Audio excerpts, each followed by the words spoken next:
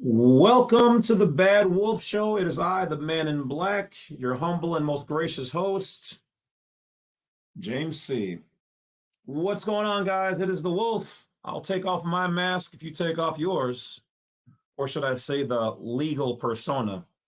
So what's going on, good people? Looks like we already have 28 people just jumping in. I want to thank each and every one of you guys for showing up. So tonight's show is going to be about how to look up the CUSIP. Now, I did make a video, more than one video. Actually, my #1 video on my YouTube channel is about, in fact, that exact information.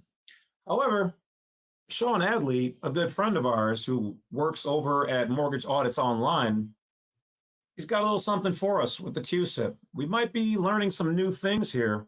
So stay tuned, because our good man here apparently knows how to look them up, and he's providing that as a service. So we're going to learn more about that when he gets on the show in about maybe a half hour, something like that. He might be running a little bit late. He did have an appointment prior, but he is going to tough through it to make sure that he can bring forth all the good information, everything that he's been able to learn, and then provide that to us, including some samples, information, the whole works. So that will be coming up soon. Meanwhile, I also want to thank everybody who has either reported other YouTube channels with my information, using it inappropriately or specifically calling us the S word. So thank you for that, including today. A lady out there informed me that people were just openly distributing my information, you know, that which should be paid for. I mean, that's just how it works. Now, obviously, if you guys buy it from me and you share it with somebody, that is what it is. But you're not going to just put it on a public platform and then just have everybody get it. That's not right. That's not fair. But at the same time, like I said, if you guys buy it from me, you want to share it with your friends or family, it is what it is. You know, but I'm not going to let another website out there make money off of my information. That's not cool. You better cut me in. So cut it in or get cut out. All right. So with that being said, let's see who we have in the comments, and let's keep it moving. All right. So Matthew Miller, I just watched you on the bar video. Probably got further insights searching and understanding the bars recorded numbers. Yeah. So the bar information, okay, we haven't been able to find anything official about it, meaning the British Accreditation Registry, but we do know that there is a accreditation and a registry for them. And bar does come from the word barrister, or to bar, or also to barter, and it's also a solicitor, okay?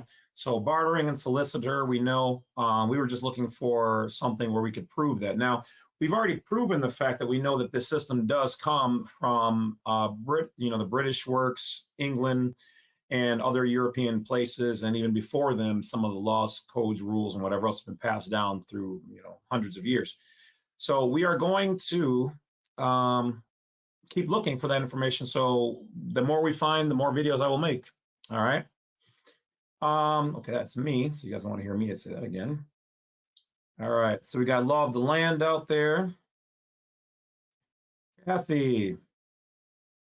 Hey, what's going on? Appreciate you out there. Thank you for joining in. As always, I'm going to give shout outs to all the people. Okay, Badwolf, she meant to say.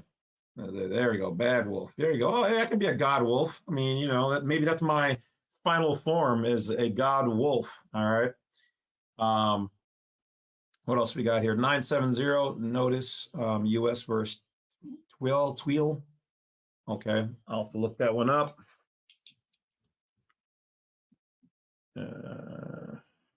U.S. versus TWEEL. Thank you to the people who've also joined the Badwolf Media channel, my other YouTube channel on, well, YouTube. And I also have another 4 or 5 channels on there for various things. Now, I'm going to be spending some time on the Badwolf Media channel, and I'm going to cover all the things out there that make me go, what is going on in this world? I've been trying to keep my mouth shut. I've been trying not to pollute this channel with that information. So we're going to jump over on that one, not tonight, but in general, I'm going to be over there and provide some information. And to all the people who've done a consultation with me, thank you. I know I'm backed up about a week right now because it's just the time of the year. It always gets crazy around now. But we're managing, everything is going well. We're still getting tons of successes in the private. Well, once again, these successes are only your freedoms and liberties and your rights. So you're supposed to be getting that. And if you're not, it's only because then there's something not quite right in your process. As always, check out all the other information I have on Black Site 32, including the free files, the paid files, the free resources. My cousin Latia is back up and doing the notary stuff. She can also help you out with some of your other files and things of that nature. So find her information, including other great discounts and benefits on Black Site 32, as also with merch, even though I don't have it on right now, but you know where to find it. So yeah, some people noticed I kind of let the hair grow out a little bit. Okay, so you guys can see I'm not quite as young as you know, some people have said, and plus people are like, oh, we've never seen you with a beard. I absolutely hate having a beard, so that's why you've never seen me, and this is probably the most you guys have ever seen me ever have on my face. It's just so itchy, but some people said they like it, so I'm going to try to let it grow out for the first time for you guys. And I don't know, see how, if I like it, see what you guys think. I mean, you know, we'll deal with it. All right. If you don't like it, I apologize in advance. So it might get cut off. Law of the land. What's going on? It's good to see some people. All right. What do we got? As always, I'd like to do shout outs to everybody. Don't forget to mention in the comment section where you are hailing from, what republic, what nation that you guys have created that you're operating from. What, you know, we all know you should be from the private sector, because this channel is not for U.S. citizens who enjoy just being a U.S. citizen. All right, if you do, this is not for you. You're going to find all kind of contradictory information that they're not going to tell you about. So this is not for you. All right. Thank you for always giving informative information. Kay Milner, yes, thank you. Appreciate you as well. Thank you guys for being receptive. Are these CUSIP numbers comparable or equal to Bloomberg terminal? That I'm not familiar with. We're going to have to ask Shawn Adli on that. He is the master of all that. He does Bloomberg level audit. So he's going to know that question. So Cliff, save that one for about another 30 minutes, maybe 40. He'll be on here. You guys can ask him all those questions. He also will probably talk about doing a securitized audit. So a securitized audit is a Bloomberg level audit where they go down to the very penny, the law, the code, everything, and make sure everything is in compliance. This is what he did, you know, when he was on the other side of the force and he didn't know any better, we'll just say. So since obviously learning what things were going on, and he has since created his own company based on this, he's essentially taken over all the business of his competitor. So he is the man of the hour. He will go through your promissory notes and whatever else. He does this for car loans, credit cards, and he finds where they're not in compliance. And if somebody's not in compliance, well, guess what? It is void. All right. So save that question. Well, we will get there.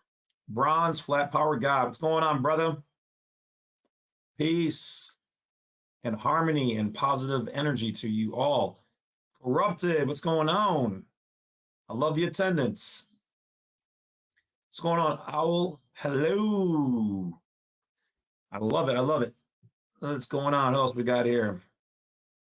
Looking forward to that channel. Yeah. Oh, it's going to be fire. Like you guys, it's really hard for me not to sit back. Like I said, I try not to use this channel to corrupt it with other things outside of this. You know, I want to try to focus on this and keep it pure without all the distractions and all that kind of stuff.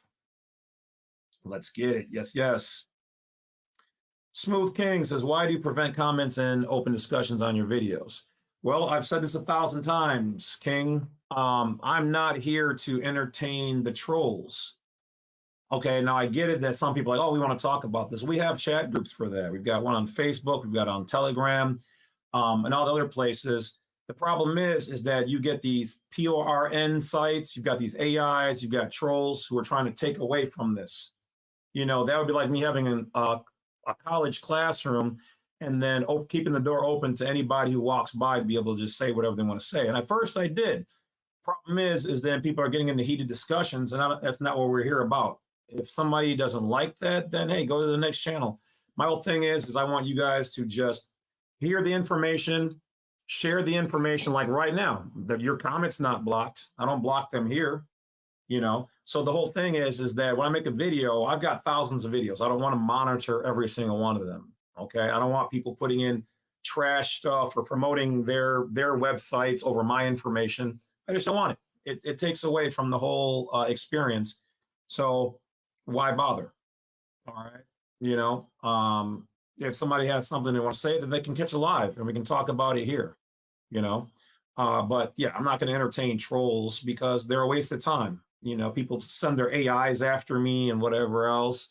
Now, you might have valid, good information you want to share, and that's great. And if you bring it to me here or you send it to an email, we can talk about it. Hell, I might even open up the show later on and you can talk about whatever you want later on. I've done that time and time again. But yeah, I'm just not going to entertain trolls. It's not worth it, you know. And in any normal classroom, you know, no one's going to entertain outside stuff. You know, you want, you know, your people who are listening now. Being questioned is not a problem. You know, come on here live and we can talk about it. You know. Clips says, rock your mighty beard. I don't know if it's mighty, but we're going to see what it's going to look like. All right. And then don't worry, I'm not going to let it be all super crazy. I can't even begin to imagine that. Michael says, kind regards to you as always. I really like your back cave. Also, we need our own internet. That would be great. You know anything about micro trust place property into this thing? Yeah, you can create your own micronation if that's what you're trying to get at and place your property into it. It's just a vessel. It's foreign. Label it foreign. Don't use any of their stuff. And it's private. Matter of fact, to me, and in some degrees, it's better than a trust because you're actually operating your own nation, you know, and your property's held in there. But have contingency plans that if you're not around, your beneficiary is not there, what happens to your land? Does it go back to the state? What do you want? So have contingency plans for whatever you're going to do. Yeah, join the Telegram group if you guys want to interact. We've got lots of people on there who, if the information is always below in the ticker. Like I said, the problem was before with the whole open thing, and some people do theirs, and that's fine. I don't want agents. I don't want trolls. I don't want adult things being discussed and put on there. I don't want people blowing it all up so good people can't converse in there. It's just, I tried that for a while and it took away, and I'm sitting here every day trying to go through 1,000 videos, removing ignorant comments and whatever else. If somebody doesn't like the information, then don't participate. Create your own channel. Not you specifically, though you can create your own channel, but you know, to have trolls and whatever else and all these negative people, we're not here for that. I just provide some information. You come on the show, you can talk and do your own research. That's all I'm trying to stimulate is people looking this stuff up for themselves. I'm not here to be a master guru or take away your freedom of speech. I'm just trying to say, hey, so that we're not interrupted, let's just talk about this and then you guys do your own thing. If people were civil, it would be great. And I wouldn't care. I mean, talk about it. Because matter of fact, you know what would help? If I did open up the chat, all those topics would then become searchable, and it would improve my channel's overall stance when it comes to this information. So I'm only hurting myself by not allowing the comments on there in all actuality, because I'm not here trying to necessarily be famous or whatever else. I love information. And if you guys want to know what's going on, here it is, but then do your own research. Quick question. Have you ever been successful with the 1099 process? I have not done the 1099 process. I haven't been in a position where I needed to do it. The biggest thing with that is I tell people that authorize them to discharge your debt, send them the 1099, and yet don't you fill it out, let them fill it out, okay? Because at the end of the day, they can use the 1099s. They know how to fill them out. They know where to send them. So I'm not going to do their work.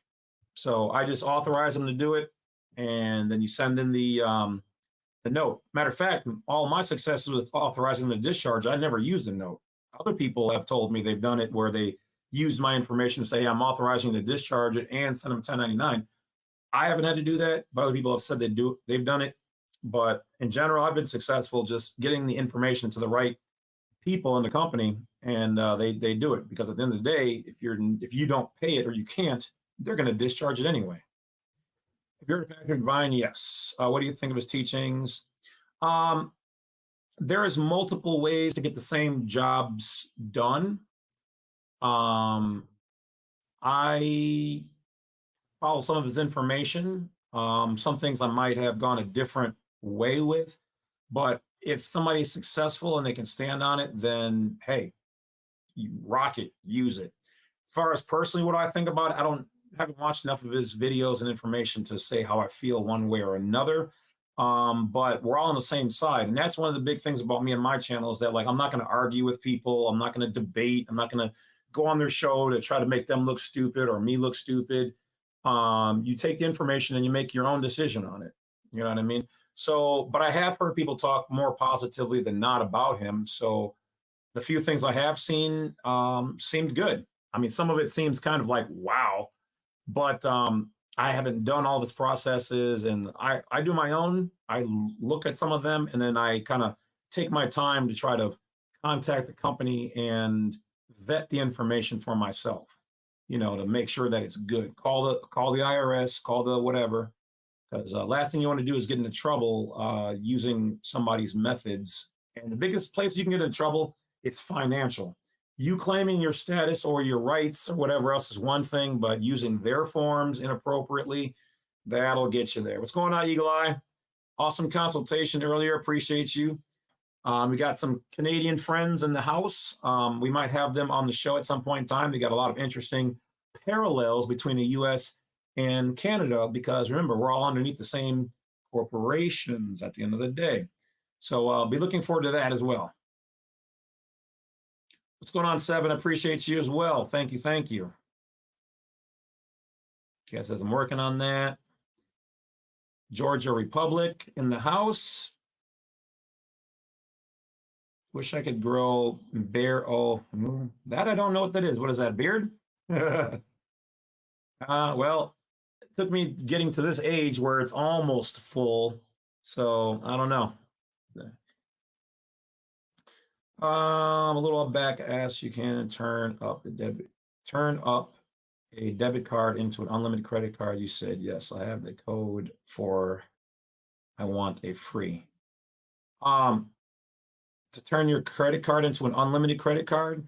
Well, technically, they tell us we have unlimited credit, but how to turn a regular one into an unlimited, that I do not know.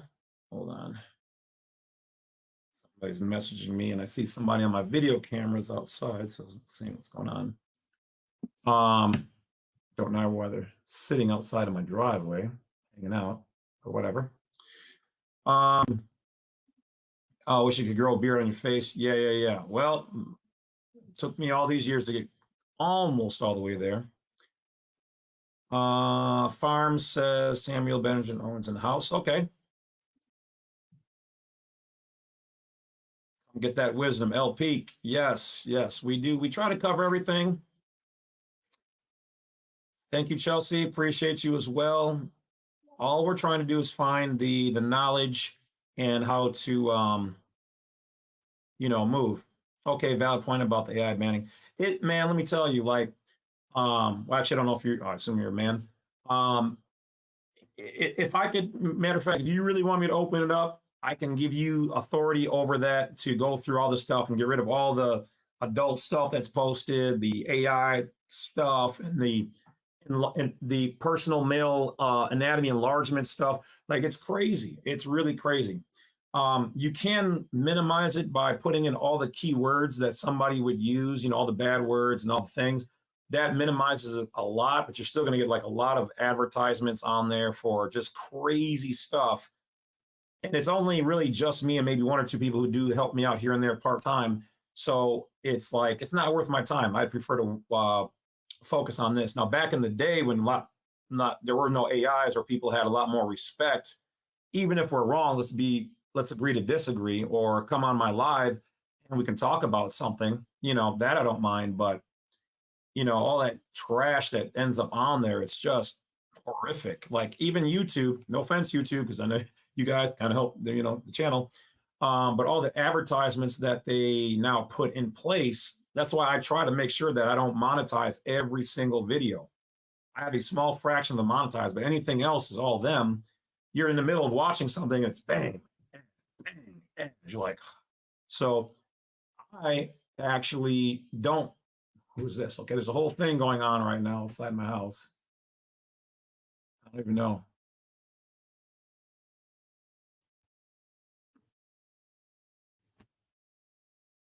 Literally, this looks like there's some kind of weird deal going on outside. I don't even know if they realize they're on camera right now. Somebody in a van just pulled up in my driveway. Some girl walking down the street chasing after the van is now talking to somebody in my driveway about this, whatever they're doing. I don't know. It's crazy. Like I said, guys, my life is like nonstop. It's wild. All right, anyway, back to the more important things here. You make a foreign trust, you have to notarize it. You should, but you have to know. If it's foreign to the United States, you do not have to go by their rules. But when you do use a notary, what ends up happening is you're kind of bringing them into the scenario by saying, hey, would you at least recognize this as being a factual thing? So I would say you should, but do you have to? No, you don't have to. But oh, here we go. Now they're getting out of the vehicle and he's looking at a tire or something, and people are weird. I really should just leave a camera running outside my house. You guys would be like, dude, what is that? That's half the reason why I have cameras on my place. So yeah, do you have to? No, but you should, and if you're going to claim that it's in Canada, then they're going to want to say, oh, well, you should really get that notarized because you're in their jurisdiction. But if you're making your own jurisdiction, your own nation, then you notarize it. You are your own notary. It's one of the things that Patrick Devine always talked about. Okay, now they're leaving. She's walking in the street instead of the sidewalk. She's yelling at him on the phone. And he's just driving by her. Oh, you know what? I think they are my neighbors. Maybe. New neighbors moved in, which are almost as entertaining as the ones across the street from them. Oh, wait, nope. Yeah, looks like they might be. Oh, Lord. Okay, anyway. Braun says, James is still working on doing the private for my license plates. Okay, so remember, when dealing with the license plates and all that, you want to make sure that you put your vehicle into a private or foreign trust, update the DMV with that trust information, then go and get your state's legislative code on dealing with foreign registered vehicles or non-resident registration. Go find their code, put that in your travel binder, and use that, okay? And obviously, remember, guys, this does not mean you are above the law. So you still have to abide by the rules, limit speed, and all that. It just means you're operating privately. And believe it or not, when I talked to a commander of one of the local police departments, she knew exactly what I was talking about when I told her, I was like, my vehicle's in a private trust. She's like, oh. She's like, well, the system is still showing that, and I had just put it in there like 3 days, so it hasn't reflected it yet.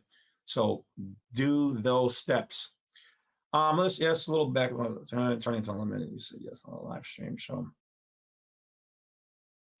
Okay, yeah, email me that information on that, Michael. I know, unless you're talking about the black card is unlimited.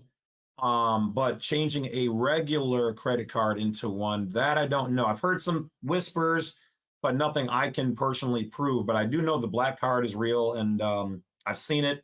Somebody sent me the application to it. But I believe you can't just fill out the application to send it in, as far as I know. I think you have to be invited through somebody who already has one. I could be mistaken, but Brian says, if we can make our own negotiable instruments and we can do things like the 1099A process, et cetera, why are more people in our movement not living in the $1 million homes and driving Lamborghinis? Because the 1099A process, and we all know who made that kind of famous. And from what I hear, he's in some situations right now over that.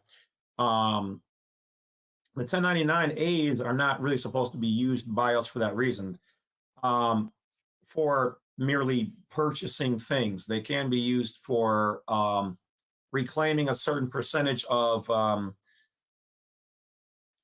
taxable monies on things you've already paid.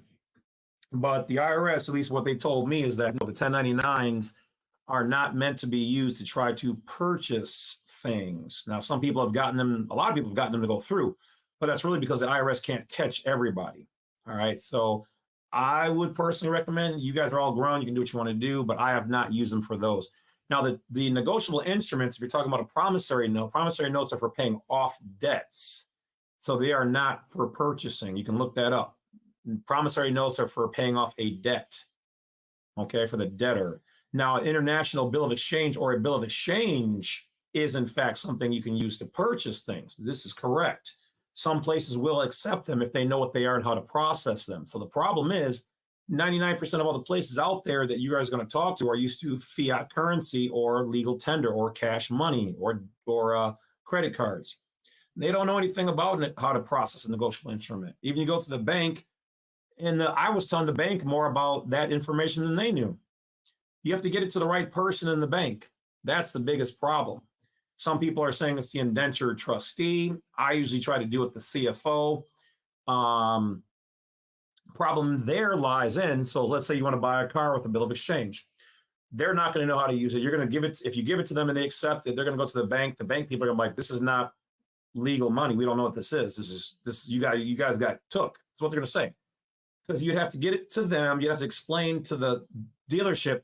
They have to get it to the key people in the correct financial, CFO, monetization department, whatever, and then do it. And still yet, the bank would have to want to do that. They are not forced to do that. They have to want to have a relationship with you.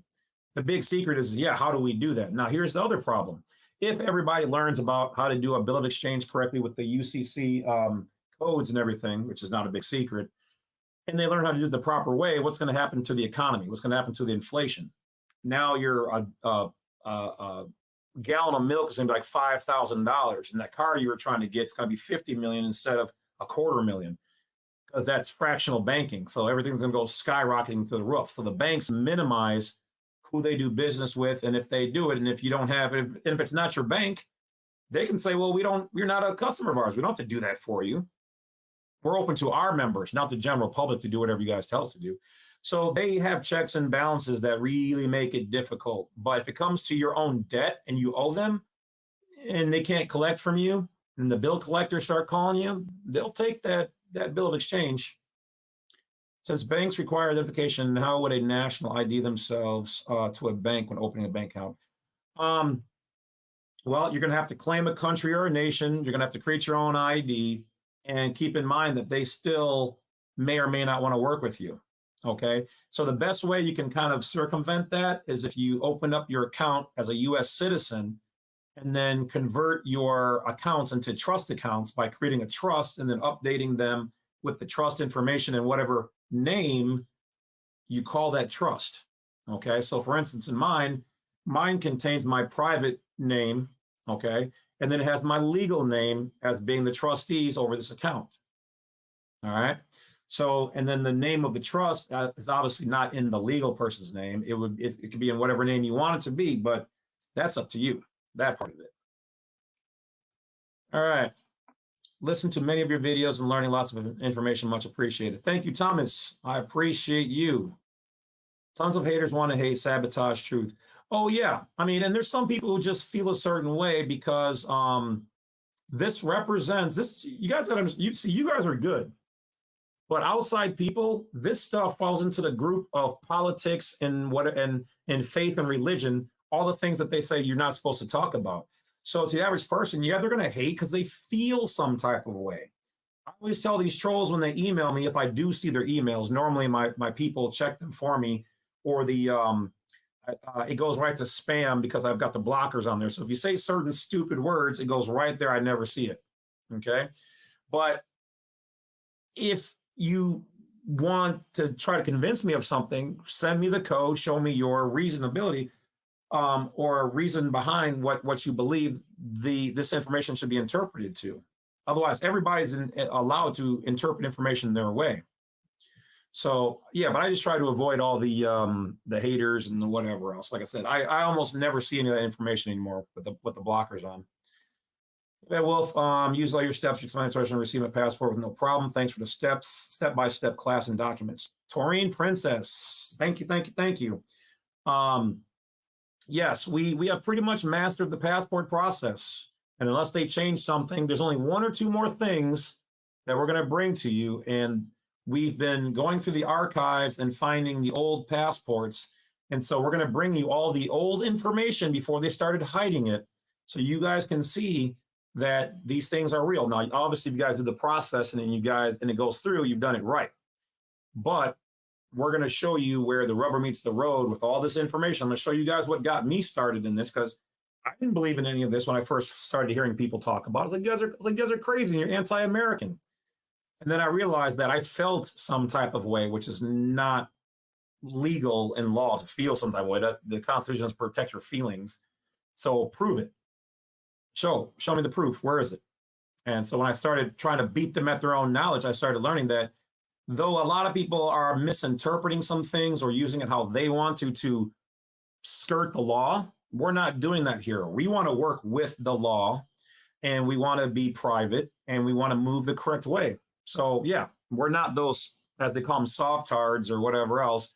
That's not us. We just want to live in the private like the wealthy people who have their things in trusts.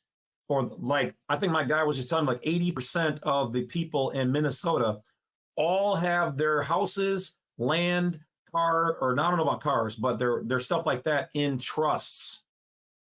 Okay, it's an underground secret, but talk to somebody in Minnesota and they're going to know what I'm talking about. So if they're doing it there to avoid paying taxes and whatever else, guess what you guys should be getting done? Getting back to your private side. Bank says, what do you think about going directly through the Federal Reserve to do banking? You know what? We had a light debate on that in the last live. I'm going to be moving some money over there, because they're probably safer than all the rest of the banks. And because that's a different jurisdiction, we'll just say, from my understanding, creditors should not be able to find you and bother you there. All right. And I just heard from one of the viewers that they actually do provide you with a debit card right to that account. Okay. So that might be a way. I'm not saying do it. I'm not saying I've done it yet. I'm just saying that is a interesting option that you have made mention of. But yes, you can also do other things through the Federal Reserve, which you might want to look into your notes. It's either going to be between the Treasury or the Reserve that you guys have to deal with these people, because that's what the banks do. Most people don't study, just ask dumb questions and refuse to read. Yep. Unfortunately, people feel some type of way. They don't understand there's private law, public law, family law, common law, international law, treaty law.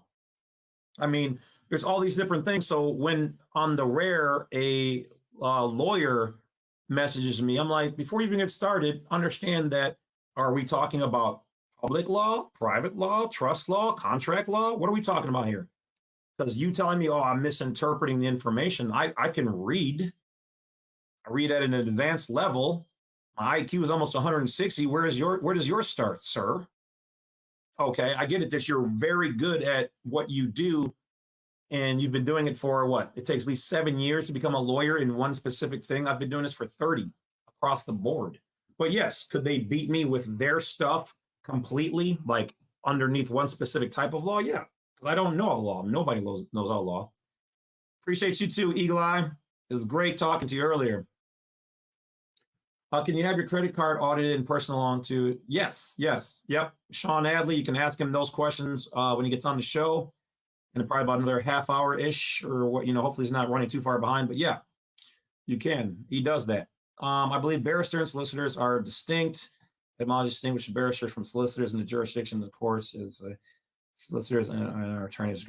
Yeah, there are differences in there. I know I kind of threw it around, like kids in the back seat of a car on the freeway. So wear your seatbelts. But yes, you are correct. What do you think about David Strait claims he has a CIA and everything? I'm not going to talk about the man in any kind of way other than to say that from the clients that have reached out to me, they have caught him in lies. I'm not going to say everybody's perfect. I don't know about his Navy Secret Service. I don't know, but I have heard people say that he's got a lot of truth, but he does add in a little extra stank on it to, jazz it up a little bit, which you really don't have to, when it comes to this information or who you are.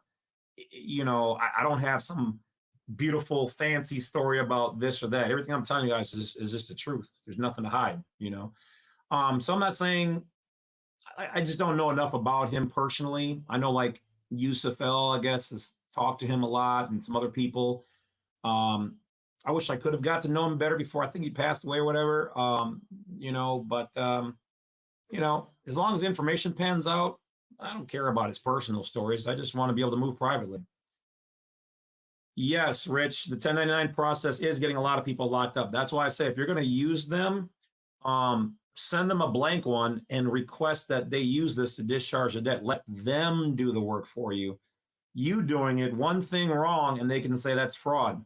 And even though you came to the table with clean hands, you weren't trying to do anything fraudulent, they're going to wham you with that. And now you have to prove that that's not what you had in mind. And so I don't mess with those. I don't play with these people's money. What is the stamp endorsement send method? If you're talking about doing like a remittance, there you have to look up the proper code to remit a coupon, okay, that they provide you when they ask you to pay a bill, okay? If that's what you're talking about. So there's a certain phrase and certain codes, and from what I've read, I haven't still yet cracked it perfectly because one bank accepted it, one didn't, but the other one said, but if we were to, you don't have it filled out right. So I'm still working on the wording, but from what I've read, there is a code. You can look up, remittance endorsement code and look that up in law. And then I know that the wording is not supposed to, you can't block or cover over things. Once you do that the correct way, then they will accept that. Now, some people have said, if you return it back to them endorsed properly, it will pay your bill, but that's how you have to do it. Is having a bill of equity complaint on the record a good thing? If so, how should you use it to your advantage? I'm still learning that part, but from what I've been told, yes, because equity stands over debt, and having that is basically like controlling whatever it is that you're going after. It's a real legitimate complaint where remedy has to be provided in the real world, okay, versus in their courts, which are all debt-based and dead and not equity. Has anybody really claimed their cesticate trust and gets monthly payments to live? Okay, so I have not done this, and I will be honest with you guys, because I told you I will not lie to you. There are some people who have done that. I know one personally. The problem is that most of the people who have done that, and they don't call it the cesticate trust, it's something called like the general public trust or something like that. It's a real bland name. It's not called that. So the only things I can tell you guys about what I know about it is that you don't get like a monthly check per se, okay? You have, if you gain access to it the proper way, and don't message me because I don't know the full ways to access it, and I'm not going to bother those people, and I'm going to explain to you why. Because if you do it the correct way, and let's say you crack it on your own, everybody that I've ever known across the United States has gotten the knock on the door from the key people in the government because they consider that to be a security thing. And so they make you sign a non-disclosure. So if you do crack it, what it is anybody who's ever even close to getting it, they don't give you money, it's credits. They give you a credit system. I personally talked to some of these people and they were like, I'm credit rich, but cash poor, which means if you can find a place that accepts those credits, then you're good. But if not, you have a whole lot of credit with really no credit card, and you have to have certain places that will take that voucher and get the credit for it, okay? So it is a real thing, but accessing it, anybody claiming to access it and showing it on YouTube or whatever else, their channel will be shut down. That video will be pulled, guarantee you, 100%. Like I said, I don't know how to do it. The people I've talked to, they've shown me valid proof that it is a real thing. But they also can't really go into how to set it up or how to access it. And the reason why is because they all sign non-disclosure agreements. They're not going to let you just tap into something, because once again, if everybody knew how to do that, I mean, hell, I wish I knew how to do it, but these are wealthy people. You don't just ask them questions like that, especially when they already have signed a non-disclosure agreement. And those people out there watch my channel. I have people out there who watch my channel who are in government agencies and whatever else, state agencies. I don't know how to do it, and I'm not foolish enough to ask, and I would not be foolish enough to put that information myself out there like that. You know what I mean? So if I have heard that there are groups that you can pay to do that, so you have to find a group that does that, and guess what they're going to make you do? Sign a non-disclosure agreement. But if the information, everybody knew it, understood it, and whatever else, then you're going to have everything super inflate and nobody's going to want to work. Look what they did when the COVID 19 happened. Everybody got that $500, $600, $700, $900 a week extra or a month extra, whatever it was. I didn't get it. People lost their minds, much less having access to it. Now, the things I do know is that we do already access it. We access it through the Social Security card when they discharge things to it. When you file bankruptcy, the state's not eating that money. It's coming out of the trust. So we've already been accessing it. We just don't know how to use it to buy things for those reasons. Could a secure party finance a mortgage? Banks, that is how they operate. Okay? That is exactly how they operate. You are financing the deal. The whole thing is you have to learn how to finance it with them or utilize what it is. But look up modern. I have a copy of it on Black Site 32. Look in the free documents. Should be under modern muddy mechanics. It tells you how they do it right on there. It's straight out says it. That's where I learned mine is from an official source. $10. Thank you for the super sticker. Appreciate you. Much love, much love. Thank you, thank you, thank you. Okay. Bill says, have you ever did a HHIA contract between you and the Ensley, just trade name? I don't know what the HHIA is, but actually it's funny you say that because I was just getting ready. I'm getting ready to make a video and we're going to talk about that. And I'm literally going to say that, has anybody ever thought about taking the straw man and making it private by putting it in a trust? We've been doing UCCs and whatever else, but what if you create a private trust and you put the Ensley just or the straw man into it? Everything else you put into it becomes private. Oh, did I say too much? Cut the camera.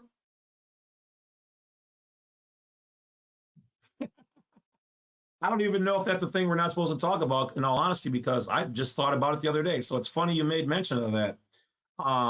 Yeah, but we're going to talk about it in one of the next videos. What's the Telegram group? The information is right down here on the ticker. Okay. The main one, the bigger one at least, is called the Badwolf or Badwolf Unincorporated. You should be able to find it on there. And then from there, the people in there will welcome you in and navigate you to the other one or ones that we have on there and share theirs. So once again, guys, feel free to share your information in the comments. All right. So you guys want to say, hey, I'm over in California and I'm, or I'm in a Facebook group based in California as a national, share your information. If your foreign trust owns an LLC, do you need more than one EIN? No, not unless both of them are doing business. Whichever one is your public transmitting utility or interfaces with the public, that's the one that needs to have the EIN. See, if you had a broader wall, you'd wouldn't have this distraction. Broader wall? Not sure I'll follow you on that one. You mean I need a bigger house? I'm trying. You might have to explain that one, Jarvis. Dylan, what's going on? Hey, to you as well. What makes a trust private? A private trust is any trust that you create that is especially named as either an irrevocable trust, or you name it a private trust, or you name it a foreign trust within the paperwork itself. You do not use your ens legis or your straw man, your public name, your nom de guerre as the name of the trust. And then you don't want to use the 2-digit abbreviation for the, sorry, did you hear that? You don't want to use the 2-digit abbreviation for the state in your trust. And you don't want to use the zip code in your trust. You want to use United States of America. You want to put like real land, Maryland or Maryland state, not the state of Maryland. Okay, that's how you make it private and you keep it out of their jurisdiction. You get it notarized. And as long as you don't register it with your state, then it's private. Okay, you have the right to operate and contract privately, unlimited. Lori says, hey, Wolf, how you be? Well, you know all the crap I've been through. This is Lori. But still got to change my status. I have declaration of status, but who do I submit that to? And got to still authenticate my certificate of live birth. Okay, so Lori, remember the certificate of live birth, which should be, what they usually do is they should be on landscape like this. So long, short. If it's on their corporate portrait style, it still should have information going across this way. That certificate of live birth, either the one that looks just like this, a mini section, or it's on their state letterhead, but it goes across here, does not need to be authenticated. Okay. Some of you guys aren't watching all the videos. We already discussed this, but I'll recover it. So certificate of live birth does not need to be authenticated. Only the birth certificate issued from the state, which is usually on green paper. It's in portrait. It has very little information about you on there because that's the birth of the straw man. That one should be authenticated. Your other ones are authenticated right from your county. Those are already done. And as far as changing your status, ultimately, if you watch the most recent live and videos, I tell you guys that how we move now is that though it's good to still have your affidavits declaring who you are, and yes, you can still send them out to people, the best way is just to create your private side and make it happen, make it work, move it, okay? So create a private trust, create a private tax-exempt entity, whatever it is, use that. They don't really want any of our affidavits. It's good, though, to have it on the record with your county, maybe one to the governor. Maybe they'll keep it, or if you do it online, file it in the court under miscellaneous. That way you've got confirmation, not just I sent my affidavit and I'm hoping for the best. File it online. Get that code. It's in there. Then you're done. Go out, get your passport done, create a private entity, create your own private IDs, and make it happen. Smooth says, I'm trying to sue the police. I FOIA asked for the surety bond. I use in different terms, and they say they don't have bonding company. What can I do for it? Okay, so if you're going after them, what you need to do is contact the secretary, call them up, and see, they may not have an individual bond. What they might have is you have to first call them and ask to speak to risk management. This is how they hide the information. It's under risk management. You talk to risk management, you ask them, do you guys have individual bonds or do you guys have a blanket policy? And if so, what company is that? If they don't want to provide any more information, once you have at least that, contact that company directly and then file your claim. okay?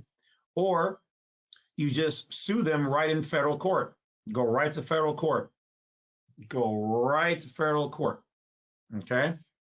Put in all the parties who participated, put that in there, put all your information, build your case, and go right after them that way. Now, remember, you cannot profit twice off of the one same event. So either you go after their bonds, and if you get it, that's it. Or you go after them in federal court, but you cannot do both. Anybody who profits off of one thing twice is you're gonna get in trouble. In Kenya, a passport, or passing the port.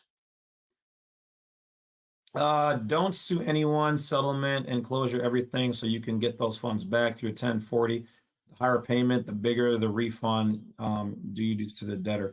Yeah, you can do that too. A matter of fact, if you really want to know, the creditor, yeah, I gotcha.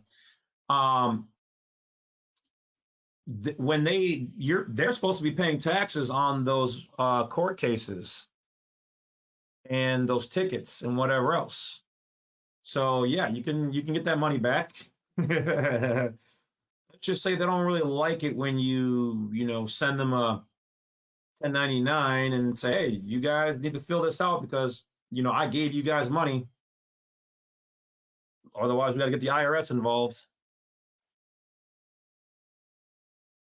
Can your bank help you set up your trust? Oh yeah, they can help you set up the trust. Matter of fact, they can actually be your trustee. Oh, bet you guys didn't know that. All you guys out there have been, hey, Wolf, can you be my trustee? Nope, I don't get involved in people's affairs. But you guys can appoint your bank or a specific person in the bank as a trustee.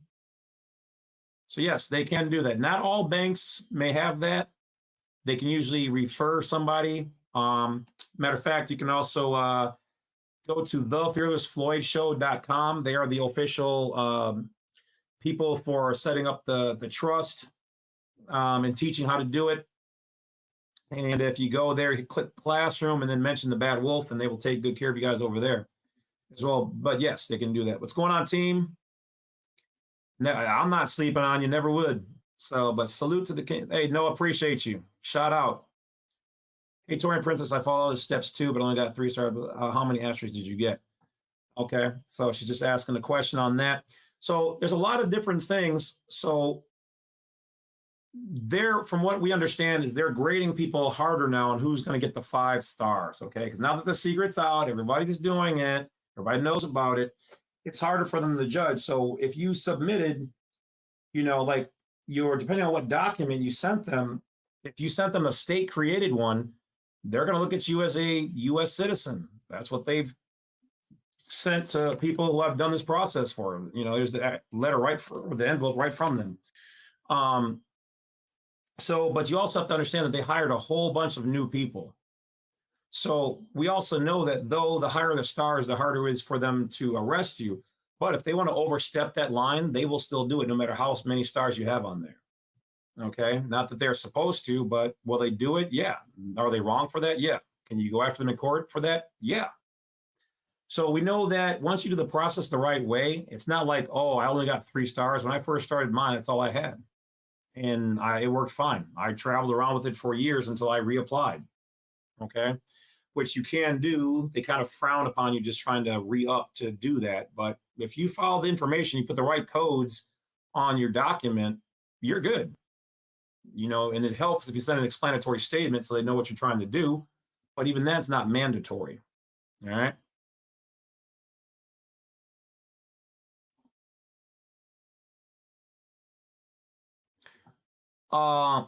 Ministries, if it's over 10 years old, that should be dropped off. You can contact them to say, contact the district attorney. Okay, this is educational information. Contact the district attorney and say, hey, this is on my record. You can say, hey, this is preventing me from getting a job or whatever else. It's 10 years old. Now, did you pay it? Did you forget to pay it? Did they forget to, remove it? That reality is up to you.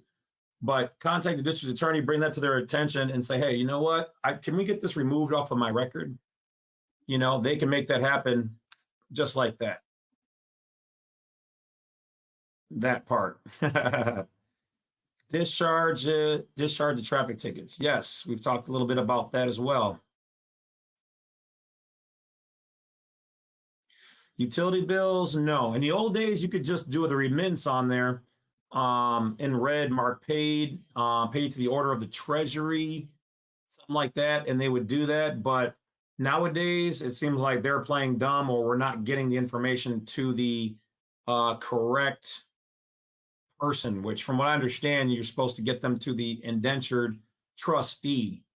Okay, I have not personally vetted that information. I'm still researching it, but that's as much as I know. There is a girl on YouTube. She goes, I don't know what her channel's called, but she's got a video called Discharge That, SHIT. And she's claiming that she's been successful with her people. Might want to check that out. I can't say for sure. I'm not giving you advice to do it, but she might have more information.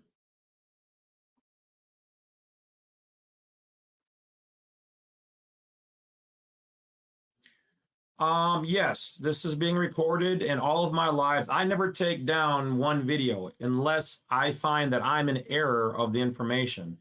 And I've only done that with 3 videos. So if a video of mine is not up, it's because somebody removed it, either YouTube or somebody with a greater power, we'll just say. But all of my videos are always up. You can always check old lives by going to my YouTube channel and go to the playlist where it says live on there. And that will show you the lives. So you can always rewatch them. All right, we got Shawn Adli in the green room. I'm going to handle like 3 or 4 more messages here, and then we're going to jump on him because he's the man of the hour, and I'm going to let him take it away. Yes, Social Security Administration, they essentially act as a bank or a banker for you.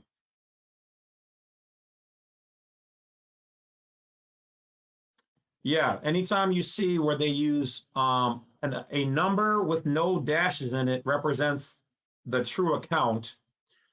1 dash represents the next level of power. 2 dashes in a number represents the lower level. So the more dashes, the lower the power and more of control they have over it. And then the fewer to none is how I was informed of the power structure of things of that nature. Hold on 1 second.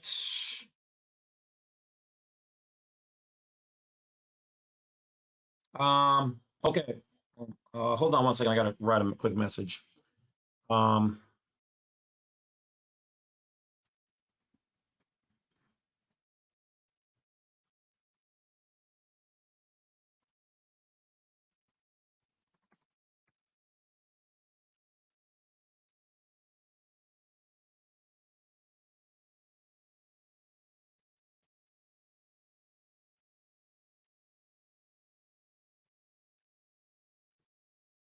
Okay. Shawn said he's having trouble hearing me, so he's going to double check on that. So we'll get back to him in a minute. Yes, everything, Mary, is commerce. Nearly everything. Everything that they provide is definitely commercial and commerce. Instead of Social Security number, yes, people have used the EIN in place of the Social Security number because the law states that anywhere a Social Security number can be used, an EIN can be used in its place. How do I probate mama's death certificate, and what does that do? Well, you're supposed to probate her estate. Her death certificate should probably have a CUSIP number on there with a value. And what does it do? Essentially, you're taking over control over all aspects of everything within her estate. Now, as far as how to utilize the CUSIP and what information it might have on there, that I don't personally know. You have to look it up, but that's also why Shawn Adli is going to be talking to us about a little bit more about those types of securities and the CUSIP. Okay, we talked about that one. Rachel, thank you. Well, appreciate you. All debts are prepaid. Yes, you can look up HJR 192, Public Law 73-10. All public U.S. debts are obligations of the U.S. Treasury. Problem is how do we access it? That's the thing, other than discharging it. Okay, let me see. Can you hear me now? Can you hear me now?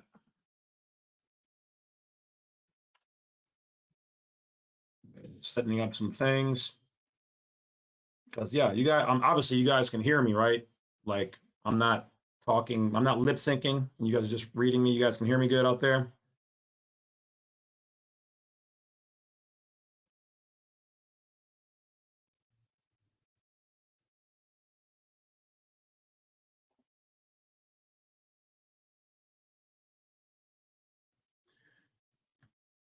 Oh, you're welcome, Mia. Like I said, I try to find people who you know what they're talking about and can provide their services, and he's good at what he does, you know. So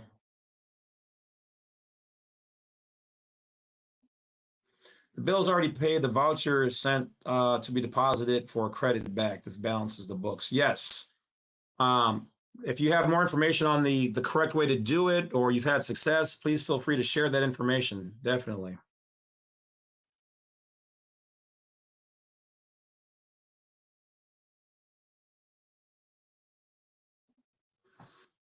Where does the practice of given name and forename middle name originate? It seems to be used by people who aren't affiliated with quantum syntax grammar, but I can't find historical examples. What I remember about that is that that's a good one. That's very on the fringe of what I know. And obviously I don't know everything, so I'm not going to lie if I don't know something. I don't know all of it, but what I can say is that the original, if you will, naming of something came about when people of all the same family created, if you want to say the clan, tribe, or nation name, as we're all a part of, let's say for me, the Lovetts. Okay, we're all Lovetts. But specifically, then my name would have been like James or something like that. Now, when it comes somewhere in there, when it came to creating the correct usage of the English language here, the use of quantum syntax grammar in like books like the Styles Manual. So this is what you're going to want to look up, legal styles. This one, I haven't read through the whole thing, but it's called the Styles Manual. You have to utilize that because it's at one point in time, the English language was written in quantum syntax grammar, but it was hard to read, so people got away from it. And so though we started adopting it with spaces instead of quotations or semicolons and whatever else, it doesn't mean that that's still not how we're supposed to do it in quantum syntax grammar. So when certain English teachers remembered, hey, this is actually the proper way to do English writing, so we should be using that. And people are like, yeah, but that looks like crap. And it's okay, so it's working now. All right, awesome. So there is something more to that. I wish I could give you more, but look up Styles Manual and look up Common Law Styles Manual, lawful writing, and information underneath that. All right, guys. So I'm going to apologize. We're about to get to the CUSIPs now. So I'm going to introduce Shawn Adli of Mortgage Audits Online.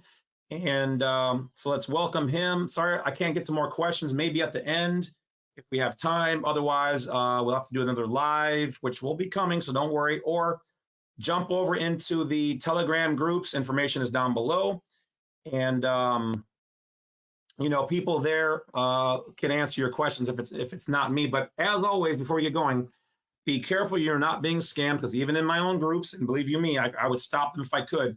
There are people who pretend to be me with similar names, but not me. I will never go into your DMs and ask you for money or say, have you invested with before my group? You want crypto?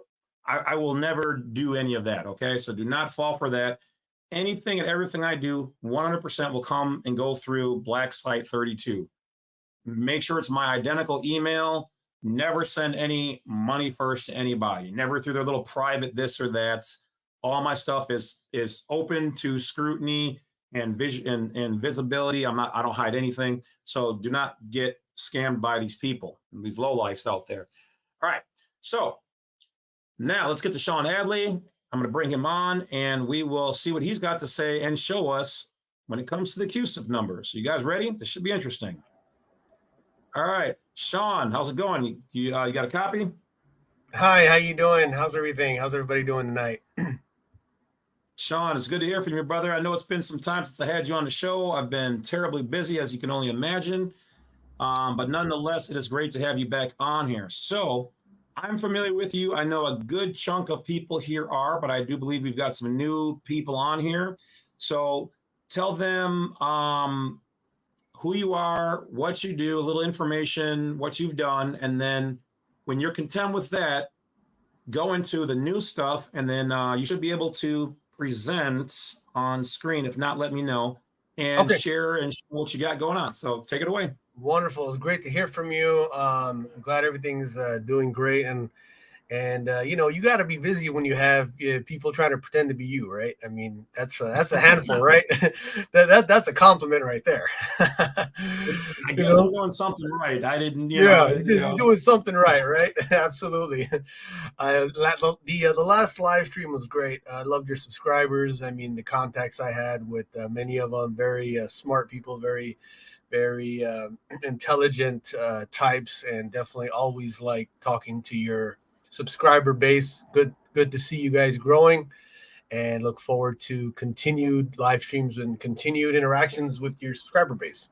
For those who don't know, this is my second time on James Lovett's live stream show here. I am the CEO and senior manager of Mortgage Audits Online. Basically, we are a pro-consumer company. We basically side with the people, and we conduct what is called mortgage audits and or securitization audits. We do forensic loan audits. We do document analysis audits. We pretty much can audit any type of loan. Obviously, we're known for our mortgage audits because, you know, that was when we started. That's mainly what we were doing and I've been in this industry about over 15 years. So, that's, you know, many of them, a good percentage of the mortgage audits have been used in like cases, lawsuits, litigation, arbitration, and us being a pro-consumer company, basically, you know, it's used to help the consumer try to get things resolved, even in negotiations, formal, non-formal. So there's a variety of ways people use them. We also do credit card audits, auto loan, business loans, and we even do like document analysis. Like if somebody, you know, if there's a document that consumers are disputing whether they signed it or not, like you'll have a dispute between parties. Like someone will say they signed something, or they're saying, oh, no, they didn't, or one of their family members, an elderly person, didn't sign it. And then the daughter or the son is like, hey, you know, we had a similar situation like that where they were saying where the father didn't sign. And so we do those forensic analysis on the signatures, where we actually can show and basically show if how a signature will look, and basically conclude an opinion conclusive and say, okay, look, is this signature look like the person's signature, or is there a variant, right? So we call them variances. So that's the thing. And then those are used in disputes between documents. We also basically have expanded into CUSIP lookups, which is one of the primary topics of tonight. And the CUSIP lookups, pretty much we can do those on any type of document, mortgages, mortgage securities related, personal identifiers, socials, cases. You know, if somebody has a litigation case, pretty much any type of document or loan related, like to a security or something like that. So basically we get, you know, a request for lookups on those, you know, primarily on the mortgage securities, credit cards, auto. Also people like sometimes want to see if there's a bond somehow connected to their social security, which is a big one, you know, where people are out there researching this stuff. This is something that, you know, I've noticed that more and more people, and I guess we can thank James for this, more and more people are researching this particular area now and becoming aware, which is a great thing. It's always a great thing. I mean, when I was in this industry in the beginning, you really didn't see many people asking for CUSIPs or looking up the bonds or the ISIN numbers or even asking for it. But now I'm noticing it's just a wave of people, and you can thank obviously James and the internet and the education out there to people reading this stuff, which is important. I mean, obviously, if there's a bond or something connected to your security or your mortgage or your credit card, your auto loan, obviously, if that information is available, I mean, I would want to see, that information and see what's going on as well. And some of the examples you'll see the kind of money involved here with this particular area. I mean, it's big money. And, it's on the second, we call it the secondary market. It's a secondary market where the banks and the lenders are selling loans or monetizing financial instruments. And then you have the whole Wall Street world where you have, securitization trust, you have bonds, and the CUSIP, basically in a nutshell, one of the definitions of the CUSIP is basically, just think about this. The CUSIP is a ticker symbol for the bond. So you have a ticker symbol for the stocks that you see on, MSNBC, CNBC, and the stock ticker scrolling at the bottom. Basically, a CUSIP is, in a sense, in a way, is a ticker symbol for bonds. So the security bonds, it's a ticker symbol for them. So that's one, pretty easy way to think about it. So CUSIPs can mean different things to different types of financial instruments. And when I go through some of these examples, you'll see. But yeah, just let me know if there's any questions first, or do you want me to look at the examples first? Do you want me to show the examples? Let's see. Okay, so we covered the fact that you can do a securitized audit for people's, we'll jump back to the CUSIP real quick. Great. So just so people know, he does securitized audits for your homes. He can also do and quote me if I'm wrong, Shawn, you can do that for credit cards, loans. What about student loans? Yes. Any kind of, okay, because I have the people in the comment sections who are asking about that. Okay, yeah, so student loans. Great. Yeah, we could do student loans, credit cards, auto, pretty much any type of loan, past, present, future. So even if you have a loan in the past, and we did one a few months ago for a guy who had a loan in the 1990s. So even if you have one currently in the past or you're getting one, we can also look at the documents pre-funding. And then once it's funded, we can also finish up the audit at post-closing. So we like to say here, pretty much any loan, any year, past, present, and future. Okay. Awesome. I got your information up. So for those people who are asking in the comments section, this is Shawn's website information, his email, phone number, and also use discount code Badwolf. And Shawn will take good care of you guys over there. Okay. So really, Shawn, the floor is yours. If you want to start, I kind of fielded a lot of the information that people were kind of asking about in here. If I see anything popping out, I'll interject, but feel free to just kind of flow with sharing with, how you guys decided to start doing the CUSIPs, like what was that changing point? What do you find in them? How can somebody identify a CUSIP from just a regular number? Show the materials you have and just, go with it. Yeah, absolutely. So yeah, basically we've been getting more requests for the CUSIP. Now we did CUSIP lookups before.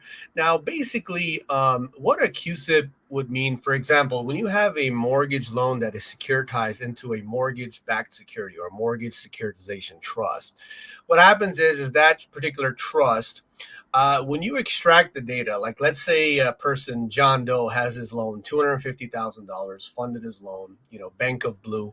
I like using fictional names, so Bank of Blue, funds the loan, and then it gets securitized into, Blue Remick Trust -2006. Okay.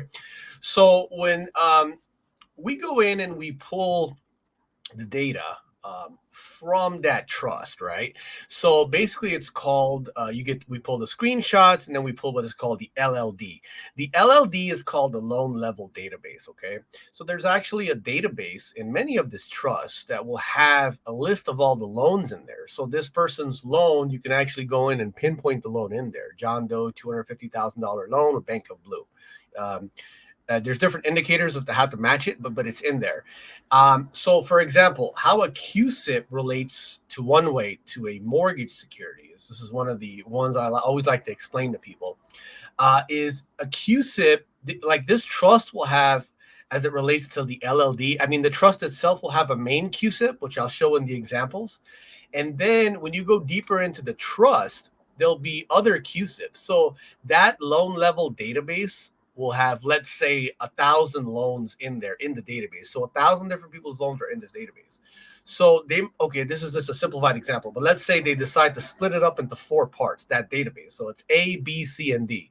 So this person, John Doe's loan might be in the first tranche. We call them tranches. The tranche is different sections of the trust, different sections of the loan level database. So John Doe's loan might be in tranche A. So that tranche A will actually have a CUSIP that identifies that tranche. And that's how they segment it out. And basically, so, that tranche A will have a CUSIP. It'll be like CW22489 or something, right? And so that way, we can identify, okay, it's in this tranche. So that CUSIP covers that tranche. And then B, C, and D sections of that database or that trust will have different CUSIPs. So in a sense, there could be 4 different CUSIP numbers that are attached to this trust. And then there's one main one, which I'll show you guys in the examples, that identify the actual trust or the bond that's connected to the trust. And that's one of the ones I always like to explain to people, because that's really the how it really related to what we do in the beginning, of the industry and how it grew.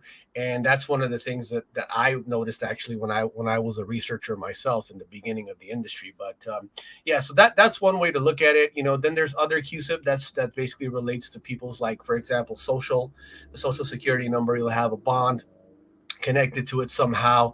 There are different ways to look it up. There's different websites. You guys, for the subscribers, just go ahead and contact me directly, and I can give you a list of stuff that you can look up. It's a bunch of different ways you can do it. Obviously, we do the lookups here as well, and I'll show you guys an example of that as well. But yeah, the CUSIPs, like I said, they identify like a person, they connect to a person's social or their identifier number.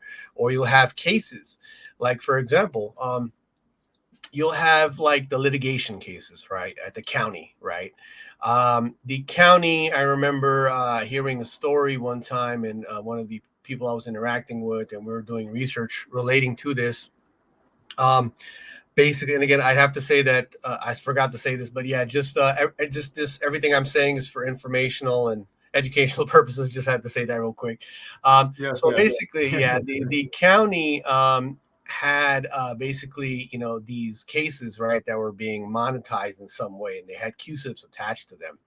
And basically, there was an office in the county, from what I heard, and in that office there was a computer, and basically they were putting the CUSIPs, and they were putting the record keeping and then monetizing them. That's where they were doing them. And I remember this individual was telling me that he was trying to get in contact with someone in that particular room, and he wasn't able to get a hold of them.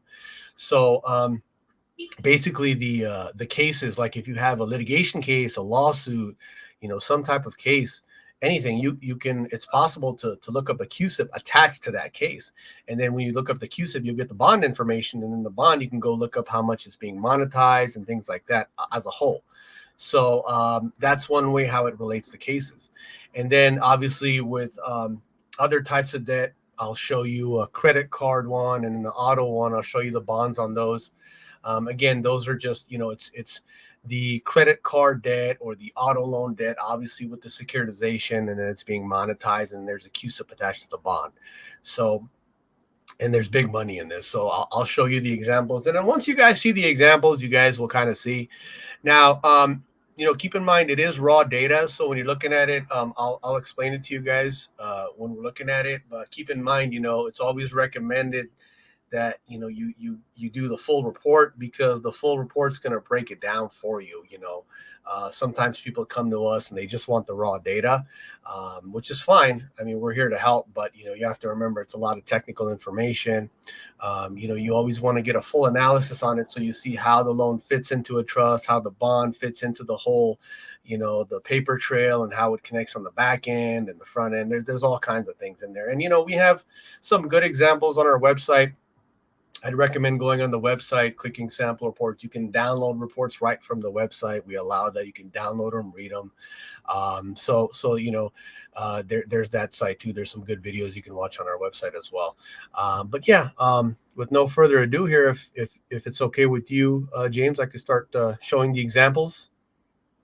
Yeah, right before we get going, I had seen somebody mention, they said that stay away from the process with the girl with the discharge, that they said it's not a credible source. So just do your own research as always. Don't just do something because somebody told you on, the internet, because people are people and people are fallible. So always do your own research. I don't even care if it's my information. I know it works for me, but I want you guys to do your own research. So study the code, study the laws, and then apply them, but always look into it on your own, reconnaissance or accord when you look that up. Next, Shawn, I did see somebody say that they were on the last live and they really wanted to get one of the free files that you were providing from there. They had just missed it. So any of that stuff that if you still have any of that, or if you can't provide any of that, can they still contact you to get whatever it was you were offering then? Yeah, I'll show them how to do it. There's actually a section on our website. And then the Wolf subscribers will get a bonus. On top of that, there's a lot of bonus stuff we throw in there for your subscribers. But I guess I could show them really quick before I go into the examples how to get it. It's pretty simple. Okay, awesome. And then real quick, JP, I'm glad. Yeah, I used to work for a cell phone company as a store manager, and I used to read their very large instruction manuals where I was actually teaching the general manager of the company how to operate the equipment properly. So for those people who don't know, if you travel around a lot and you have bad coverage, bad service, your cell phone is designed to be turned off. It's supposed to be turned off. Trust me when I tell you this, it's going to sound crazy, at least 10 times a day. Now, you would say, why? The reason why is because every time you pass by a tower or two towers, they are sending your phone information and trying to figure out where it's located and which one of them should have it. So your phone stores that information. After a while, if you go more than 2 to 5 miles, you've passed by 4 or 5 towers. All that information is stored in your phone. Now it's like having a party inside of your head in a loud, crowded room. So when you turn your phone all the way off, all the way back on, we call it power down. So you power down your phone, turn it back on, it clears the cache of all the crap that makes it have bad reception, bad everything, drops calls, whatever else, clears it all out and starts fresh with the closest tower. And if you stay in that area, you're pretty well good. But once again, if you go past a number of towers, get too far, you might have that problem again. If that does happen, power it down, power it back on, and you will be good. Okay. So that being said, Shawn, let's jump into yours. You should have the ability to share screen and present. So fire away, brother. All right, sounds good. So really quick, let me show them how to get the free kit, if that's okay. Mm-hmm. Yep, floor is yours, brother.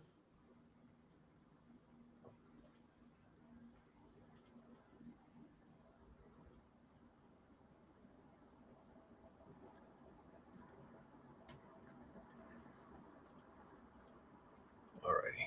Okay, can you see my screen? Yep, I can add that to the stage. Let me pop that on, and we are good to go. All right, sounds good. Okay, so to basically to your subscribers and anyone listening to this video now or in the future, basically this is the main website, the front page. If you, I would recommend first, before I go into how to get the kit, go to the sample reports tab first, so you can see samples of the work. In video format, it gives you like a overview of how they look in a video format. People like to look at this. Obviously, everybody likes video formats nowadays, so I recommend doing that first when you go on the website, and then you can kind of go other tabs as well.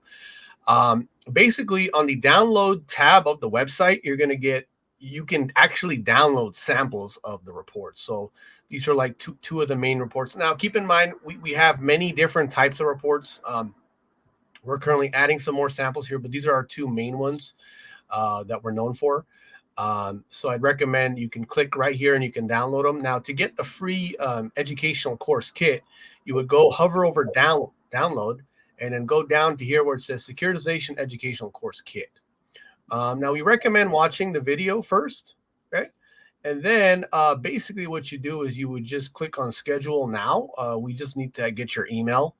And then basically here you could just fill it out and just put a time slot in your email and just put in there code Badwolf and then that you want the educational course kit.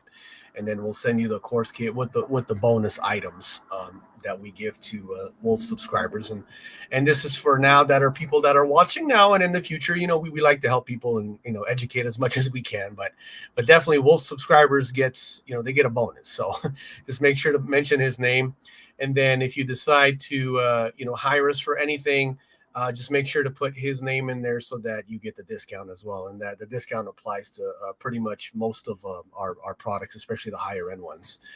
So yeah, that's just a quick overview there, but definitely recommend watching the video regarding the kit as well. Alrighty. So basically, let me go over an example here of a CUSIP lookup. Now, this was actually a CUSIP lookup. I had obviously we have to adjust the numbers here because can't show people's information, but basically this is basically what a CUSIP lookup will look like for like a single type of lookup. So this is just basically your raw I just your basic. I just want to see if I have a CUSIP or if there's a CUSIP attached to my social, my mortgage, my credit card, my auto, my student loan, or my litigation case, my lawsuit case, or pretty much any other type of financial instrument. This is just your basic lookup. So a basic lookup right here, you're going to see basically the client, which is this one. It was a business loan, and then you're going to see the account number. Obviously, this is all fictional information, but you're going to see the account number here. So, for example, if you had let's say you had a business loan, right? You'll have an account number or a loan number, right? So that's one of the ones that's going to be placed here. For mortgages, auto credit, you'll see the account number here. In the key statistics, this is basically what people want to see. So you're going to get the symbol, okay, and the symbol could be relating to some security, it could be relating to some bond, something relating to the CUSIP that was researched. So that's really important. And then this sheet that you get, this data sheet, basically you can go and look up the symbol, look up other pieces of information. It'll give you a baseline for your own research. Obviously, we recommend. This is just a basic data pull. This is just a data research. Obviously, we recommend you get a full report. So you could get this first, and then you can get the full report, or you could just jump into the full report and get the full analysis. I'm just showing you this so you see one of the examples. But obviously, a full analysis, a full report will have everything, right? It'll have the debt trail. It'll have the different parties involved. And the full reports run between 45 to 100 pages long. So this is just a single one-page data sheet. So basically, you're going to see the CUSIP, and then you're going to see the inception date, right? The date that the bond or the inception date relating to this, and then the net assets and the portfolio assets. So basically, this one here, as you can see, this is a big number. You're talking, $350 million. That's the bond, which was relating to this CUSIP. So basically, this portfolio asset has about $350 million that's attached to it, the value of it.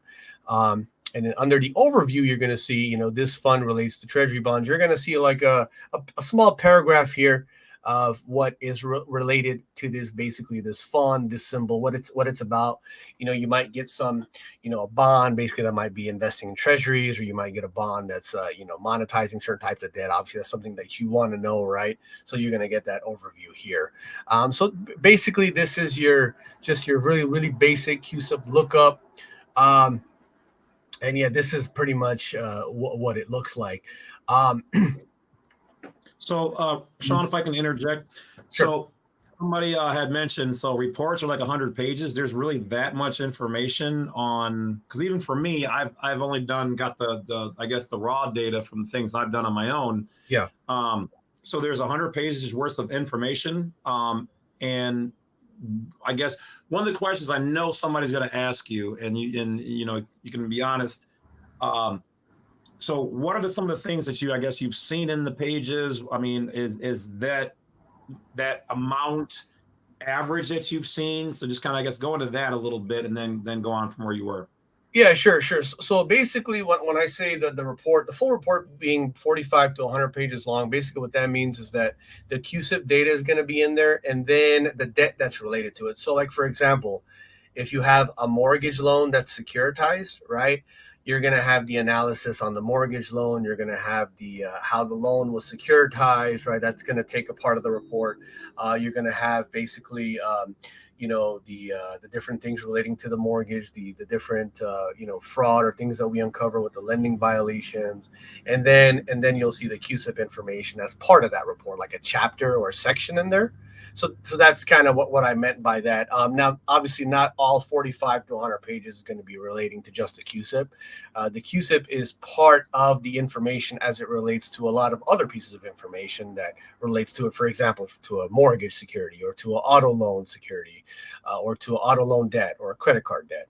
And then I'll show you a auto loan one that we did with the screenshot in it, and then you'll see that as well. But yeah, so the CUSIP is part of that report. It's like a section in there. That answers your question. Okay. Does that make sense? Somebody they sent a comment. They said, "How long does it take to get a full report after the purchase?" It takes about a week. We like to say nowadays about 10, maximum 10 business days, just to be sure, because we're doing, especially if you order the CUSIP. So just keep in mind, it's just about a week, 3 to 5 business days, maximum 10. Okay. Another quick question was, and you might have lightly covered this, but Matthew says, what is the purpose of a CUSIP? Because it was apparently created in 1964. So did it just replace a previous system? And if so, what was the purpose of the system? So anything you can share on that? I might have a little bit in there, but if whatever you have would be appreciated. Yeah, so it was created and to identify, bonds and securities. So again, it's basically like for nowadays, it's a quick way to think about it. It's basically a ticker symbol for the bonds, and I see a lot of the bonds and things like that. So a lot of the trust that I've seen, it's basically identifies the part of the securities trust, right? Or has the securities trust. So it's basically created to identify financial instruments, securities and bonds, and along the lines of other things as well. Did it replace a previous system? I think it was created to give more record keeping and more transparency. So, as you see, a CUSIP number it has letters and numbers, so it's like a little more unique. So I think that's what they were trying to do along the lines of many other things. Yeah, I mean, it's just one of those things that they created, and it's just been being used since then. All right, yeah, because from what I understand, it's used to. Those are put on securities. So for instance, let's take the birth certificate. The reason why you can't copy it is because if you copy their document, it would be essentially a securities fraud because it does have it's a security and has a value placed on it when that CUSIP is on there. And it was used to identify that specific document to having a value. And so it's regulated by saying in the number, this is the country, this is the municipality or entity that we provided this specific code to, and blah, blah, blah, along the lines of what's also encoded into that particular code. So it's this type of security. All that information is what's in the CUSIP, and they use that to identify just that as a security. Yeah, exactly. And we also do birth certificates as well. We can look those up as well. Okay. Yeah. Cliff says, is the CUSIP you obtain as reliable as the Bloomberg terminal? Thank you so much for being on the live. Badwolf salute. So I'm not familiar with what they might be exactly saying. The Bloomberg terminal, does that mean anything to you, Shawn? Yeah. So this is the terminal here. This is a screenshot from the terminal. So basically, if you see here, there is a CUSIP number here at the top. Let me zoom in here. But yeah, it is reliable to answer his question. I mean, I think what he's trying to ask is that if it's, is the Bloomberg terminal used? And yes, it is. The Bloomberg terminal is used. And basically, you see here. So this is a screenshot from the terminal. And this one here is a mortgage security. Let me zoom in a little more here. Sorry, just 1 second. And are you able to see the numbers? Not perfectly clear. I mean, for me, but my screen's also smaller because I have everything going on. So, but it should be full screen for everybody else. Okay. So you see here, this is the name of this particular trust. This is an actual lookup. So basically here at the top here in orange, this is the name of the securitization trust. This is a RMBS trust. You see here, U.S. RMBS. And then when you look up here, you'll see the main CUSIP, and this is the main CUSIP attached to this trust. And you see here, it's 16678RCT2. And yeah, so to answer his question, this is basically the terminal used to pull up the trust and also the CUSIP. And so we're able to pull CUSIPs and bond information relating to the CUSIP from the terminal. So it's kind of a tool that's used, and people like to see this information to pull it up and have these screenshots in there. But yeah, it is reliable. We all, of course, we have to say it's data deemed reliable and not guaranteed. That's something that they say in the data industry, you know. Sure. But it's reliable. That's basically what I can say. And basically anybody with a terminal can go in the world can look this up. Now, these Bloomberg terminals are used by people all over the world. A lot of people on Wall Street use them. Hedge fund managers use them. Wall Street traders, people doing financial research, and it is pricey to use this terminal. So, but yeah, and basically you see here, it's a lot of raw data. And you see basically the balance, if you notice here, is basically in the billions here. The original balance on this thing, you see, and then the current balance, it went down for some reason. And then you'll see the different parties involved relating to this securities trust. And you'll see all this information here. So that's why a lot of people ask for the Bloomberg terminal information, because it has this information in there. And then going down. Yeah. Real quick question. Sam says, how long do CUSIPs stay in play? So what do you got on that? Yeah, I mean, they stand in play. I mean, you could look up a past CUSIP, current one. I mean, I haven't seen any one of the CUSIPs really. I mean, there's a database of them, so you could pull them in the past, and in the present, and the future. I mean, for like pre-funding if it's going to be funded type thing. But yeah, no, they're just like loan numbers. It's a ticker symbol, right? So like if I look up a stock ticker symbol of a stock in the past, right? Yeah. Maybe they changed the ticker now. Maybe they added one letter to it or something, but it's still there. You can go look it up. There's a database of them. So another quick question is from Charles. He says, can you provide a representative for court if needed? I know most settle to not expose the fraud. Yeah, absolutely. Absolutely. So yeah, Charles, so to answer your question, I mean, I knew the answer, but I wanted you to answer it. Absolutely. But yes, Charles, the answer to your question is yes.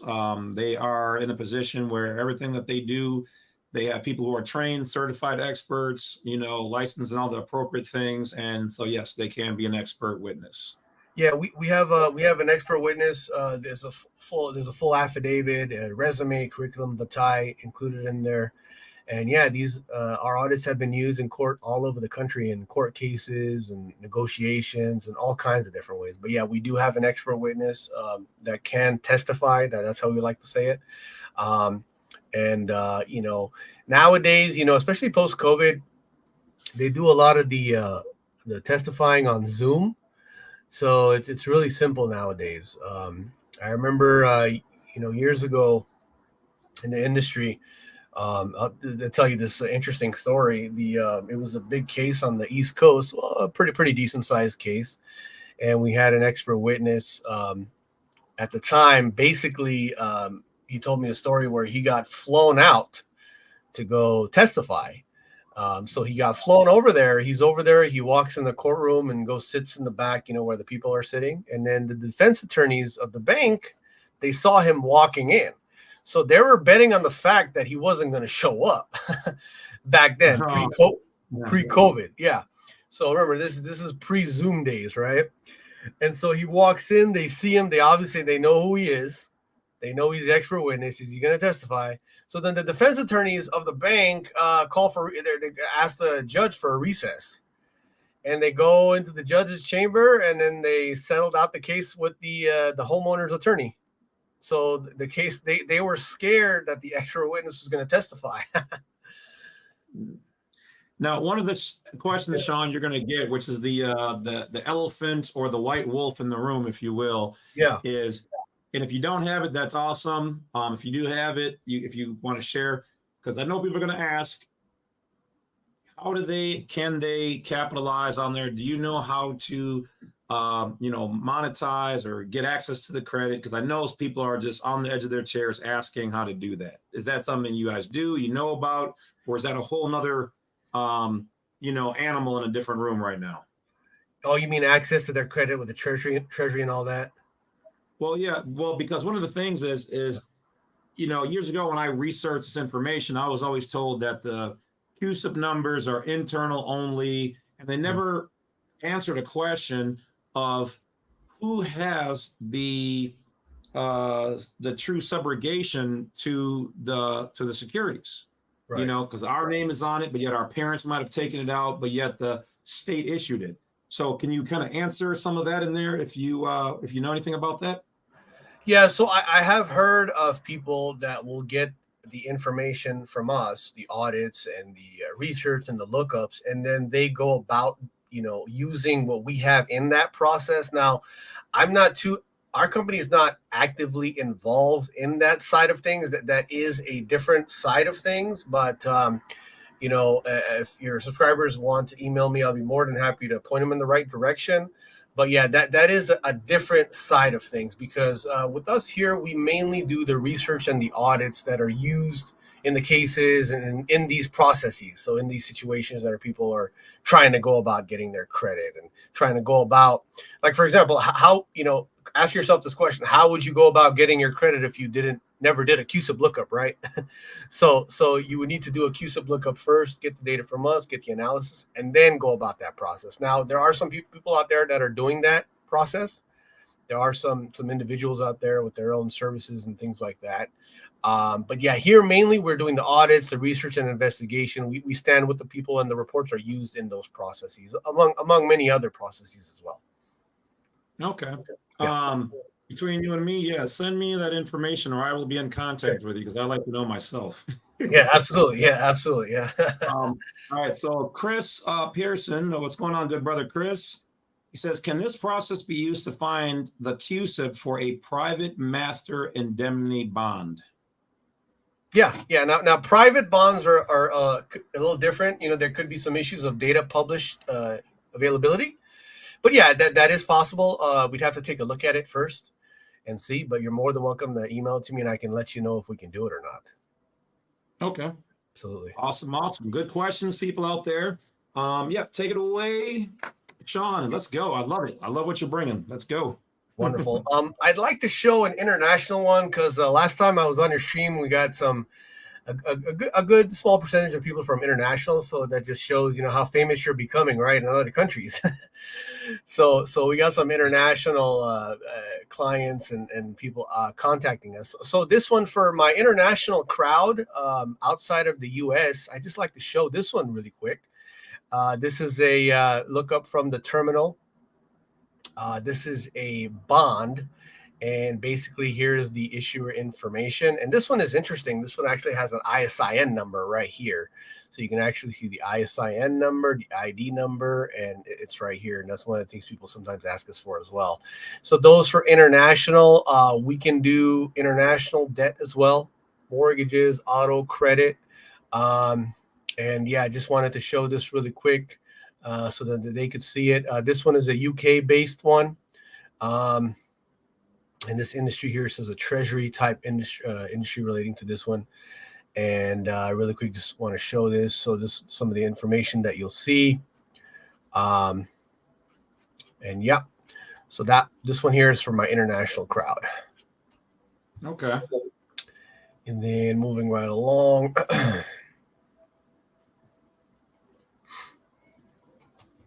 Here is another example. Basically, this one here. This one here is basically showing you the, this is another lookup of a trust. And basically here you see, here's a CUSIP number. And this one, let me zoom in a little bit more. So here you can see an actual CUSIP number relating to a securities trust. I hope your audience can see this. I'm trying to zoom as much as I can. Yeah, so you see, you did. Okay, so this one here, it's 81378KAC3. So this is a CUSIP relating to this particular trust. This one here is about $140 million balance. And again, this one, the balance went down to 76 million.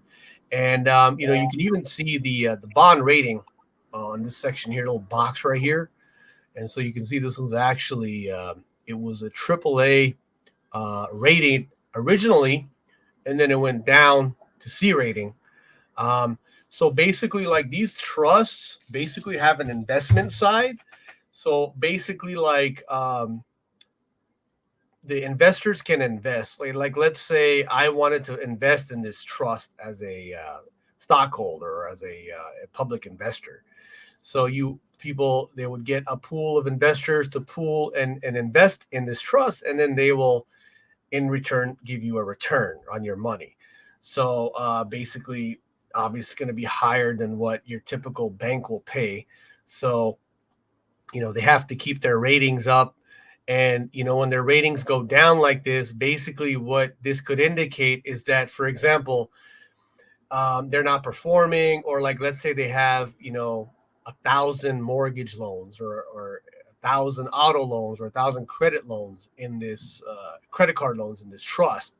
Those, you know, like let's say it's auto loans and they're not performing. So the auto loan clients are not paying their monthly payment, high default rate, and it affects this and ultimately affects their rating here. So like me, let's say I'm an investor and I see this rating, then I see this is performance is possibly not the best. So that could, based on this rating, that could affect my decision to invest in this particular trust. And that's just to give you one side of things, how it relates to that side.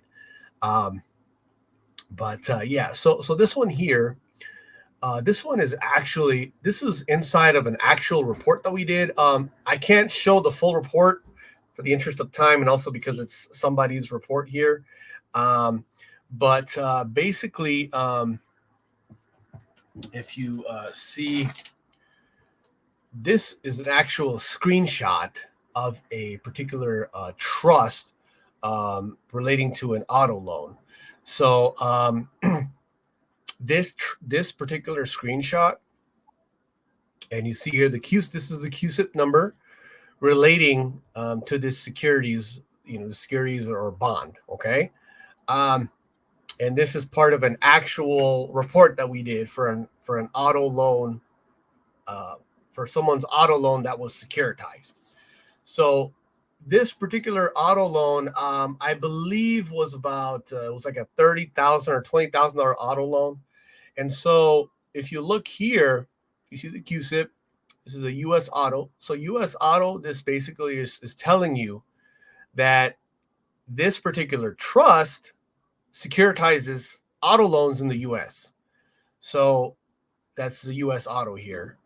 And then the issuer, you see Ally Auto Receivables Trust, Ally Bank. And one of the things about the trustee, you see Deutsche Bank, you're going to, in your own research, you're going to see Deutsche Bank pop up a lot in these particular types of research. And they're pretty big.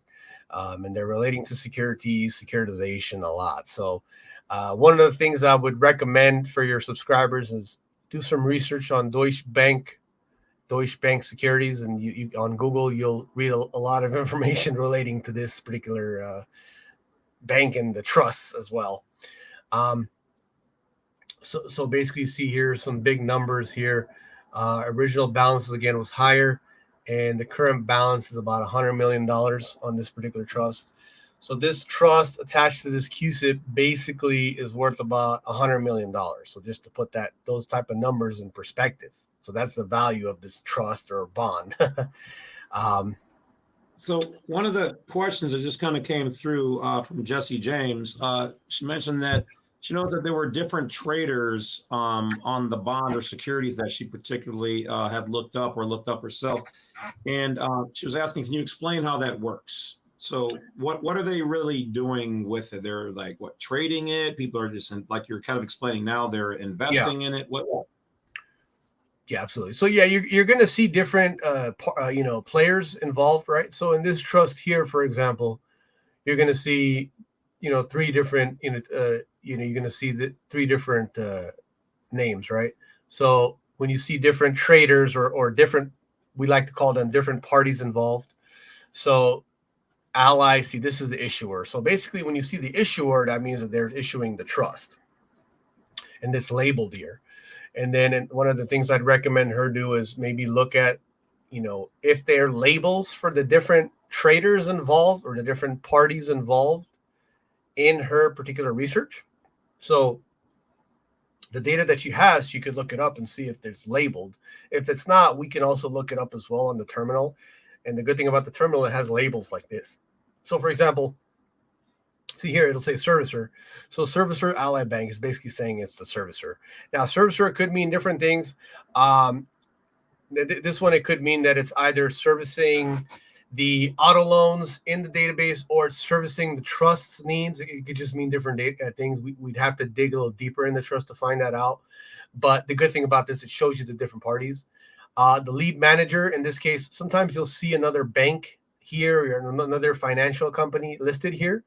In this particular example, it's just saying that the lead manager is joint. So it could be that it's split between these two or the issuer. And basically, the lead manager is basically managing the trust. So managing the documentation, the filing, and other things relating to that. And then the trustee, of course, is Deutsche Bank. And so the trustee, as you know, like, for example, in mortgages, trustees are used in foreclosure proceedings, right? Trustees are used in different capacities relating to the trust. So basically, each particular player or each particular trader, like to answer a question, they have a different purpose. So it could be that, one could be the servicer, one is the lead manager, the trustee, the issuer. So that's the answer to her question. Now, you might also have one that maybe is sold multiple times. So in her research, maybe she found that there were multiple companies involved, that maybe the loan was sold multiple times. So it could indicate that it's been sold multiple times. So it could just be different things. If she wants, she can email me her information. I can take a look at it and help her with it to answer her question as well further. Okay. Yeah. Awesome. All right. So we're going to take a quick little 2-minute break here. So Yolanda says, hit the like button. So if you guys like the information, all right, that I dang near guarantee you guys have not seen this. You have not seen it being offered. Not in this detail, not in the depth. Hit that like button. We've got, I'm going to pop up on the screen here. Shawn's information once again. This is how you get in contact with him for all the other stuff. He's got his website up, so check that out. Bang that information. Hit the like here for us as well. So we have a question here from Matthew. He said, what is the significance of securitization? What effect does something being securitized versus not have? And then is it essentially a financial contract with the APR, which can be split into shares? Yeah. So basically, from the obviously the bank side, right? When they're securitizing loans, basically they're like you saw in this example here, right? So this is a huge balance. So they're taking the loans, securitizing them, and then the interest, there's interest and dividends relating to this. So they get investors to invest in it, and then there's a performance. Obviously, when the banks are selling the loans, they're profiting, right? They're funding on the front end, and then they're securitizing, which basically you're in a sense selling it into a trust. So they're selling the loans. So the benefit is, of course, profits. They want profits. They want to monetize the loan. Obviously, that the banks take our money and then they lend it out to other people. So this, in a sense, when you sign on the dotted line on the note, you're basically that debt, right? That's created in a sense using, the fractional lending system in the banks that's giving you that debt loan now is being monetized and securitized, and they're making even more money off of it. So it has to do with profits. And as you see with some of these examples that I've shown you, the balances are really high, and I've seen even higher balances than these. So there's another side to it where you have investors that invest, there's dividends, there's interest. So there's all kinds of different angles that they're playing here, but it all comes back to millions of dollars profits that are just being constantly made. So, and what was his final? He was asking something about APR. He said, is it essential for a financial contract with a APR, which can be split into shares? Well, I mean, yeah, I mean, that's something where the financial companies, if they split a financial instrument, into different shares, or, I mean, that's kind of a financial question. I guess, yeah, it would be profitable if they do that. I mean, I need more information to answer that question, but he can more than happy to email me, and then I can answer that fully. But yeah, I mean, obviously, when you're dealing with any time, things are financial instruments are being split up into shares, there's some financial motive, some relating to profits to that. So. All right. So, yeah, Matthew, just go ahead and hit Shawn up. His email information's on here. As always, guys, please be respectful of Shawn's time and understand that anytime we do a video on when we did a securitization video, everything that we do, he is bombarded, and, it's not like he's got 100 people on the staff, maybe one day. Yeah. So, but for now, just understand that he will get to you as soon as he can. He will provide you with what he can and what he has. So just like, we're all in this trying to learn. So be respectful when you're messaging him and how you communicate with him. I know most of my normal people do that anyway. So thank you guys for having sharp questions and being respectful of his time. He's like me. He's not here for 100 million questions. He's here to provide a service, here to help you guys out, but he's also trying to make money too. We all are. Everybody here has a job for the most part. I would hope so. So understand to be respectful that, he can't walk you through every single thing. If you guys want to do a consultation with him, if he wants to do that or he has it, outside of just, this particular service, then ask him and see what he can do for you. So try to be respectful. Be respectful in how you speak. You know what I mean? Don't say, hey, where I want my trust. I want give me the, so because I know sometimes I get that too, and I just don't answer emails. So, keep it professional, be cool, be respectful of time. And if not, then he might just ignore your information just to keep it real. I mean, I'm speaking for me, but he can do that too. Nobody has a blown out obligation to jump to anybody's whim, especially if you haven't paid us. You know what I mean? Just keeping it real, not trying to be a dick or anything, because some people are just very snappy and very, disrespectful. So, but you guys, like I said, 99% of the time, I never hear any problems from, about my people. So thank you for that. And without further ado, Shawn, let's keep it rolling. What else you got, brother? Yeah, absolutely. Appreciate it. Yeah, and just like to add to that. Yeah, I mean, I'm here to help. I like talking to people, and I'm a man that's for the people, with the people, I'd like to say. And, yeah, you guys can feel free to ask, me questions and email me for information. I give people, free stuff, free templates all the time if they need help with something.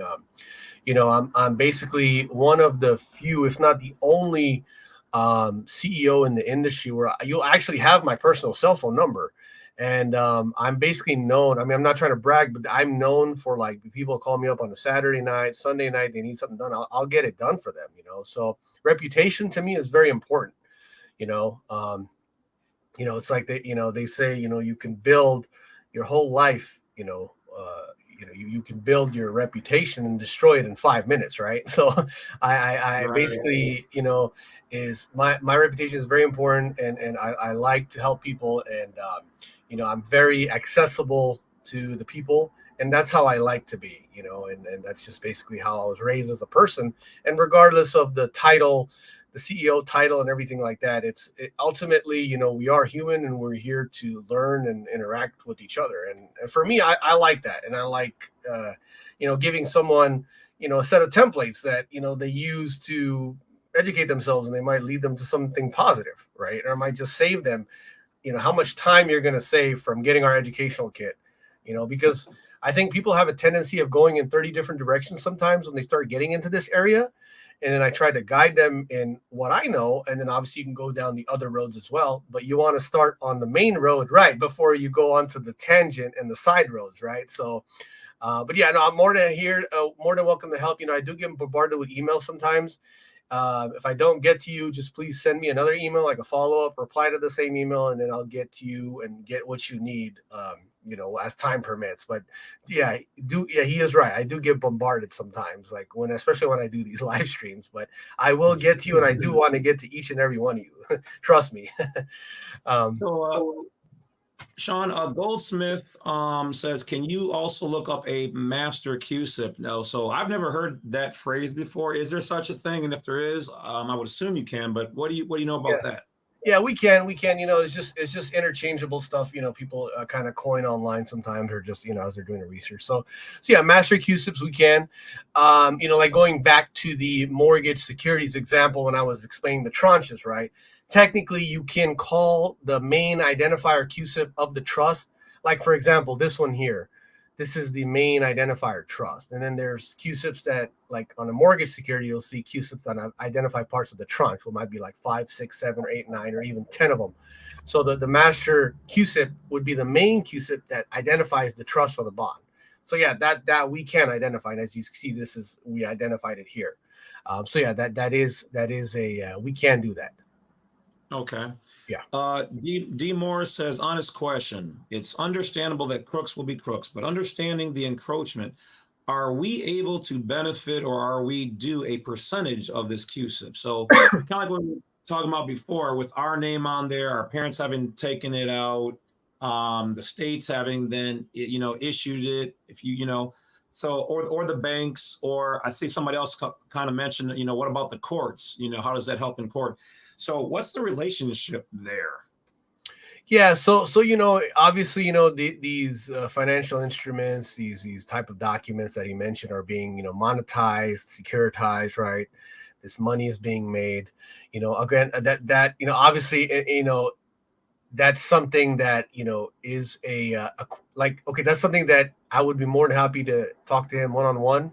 But yeah, I mean, obviously, if they are making money, there's a question as to whether something like that, is those profits are they owed, right? But that's going to be a question that has to be answered by the courts and the processes that are followed. That's something, unfortunately, I can't answer. It would only be my opinion, but I would kind of not want to answer that right now, because that's a whole nother area.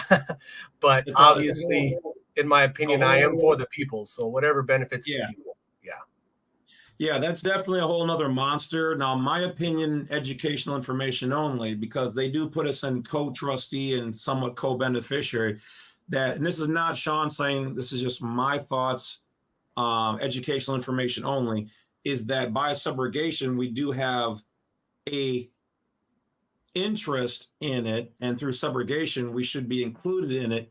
Now, in a separate thing, in another talk I had with somebody who was researching this, they informed me that, yes, we do have a specific right to it, but that doesn't mean we have 100% of that right to it. So, like he said, that would be something more so for, court. It's a whole nother monster.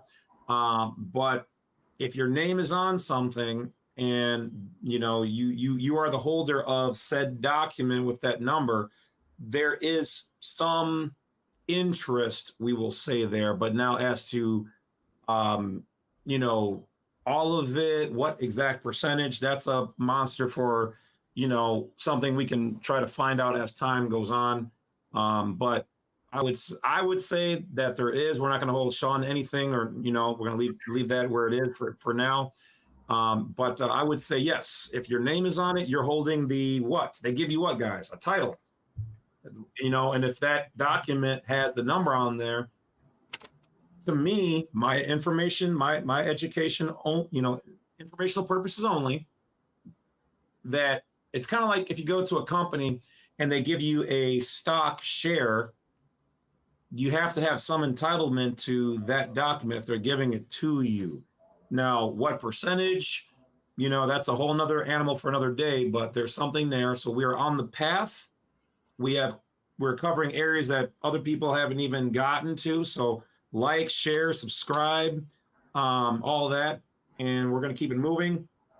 So yes, I would say there's something there legally that might be something to discuss with the courts, or contacting their legal department of the place that issued it. And that is your path. So we will leave it at that for now. Yeah, absolutely. Yeah, just to those that are looking in this area, just do your research. There's a lot of stuff you could read online, and it's just make sure to do your research. And here's pretty much one of the last examples I have for tonight, and this is another CUSIP. Basically, again, this one is a mortgage backed security, and then you see the CUSIP up here, and then you see the balances again. You see this one went down. It was $380 million, and then it came down to $9 million. So, there could be some issues relating to the performance. And then you see here you have the different banks involved with this particular one. And U.S. Bank National is one of the ones you're going to see pop up a lot as well. But yeah, I definitely recommend, you can download these directly from the website. So if you want to dig into this deeper, you can actually download this sample from the website, the company website, and you can kind of dig into it deeper as well if you want to do more research on it. And if you have any questions, you can, you can go ahead and email us as well. But yeah, now, this might not be exactly a question for you. This might be more sort of towards me. I have a couple ideas. But it says, I have an arbitration award against a debt buyer, but unable to get it recognized by a federal court, thus unable to collect the award. What can be done? Do you know anything about that, Shawn? What type of debt is it?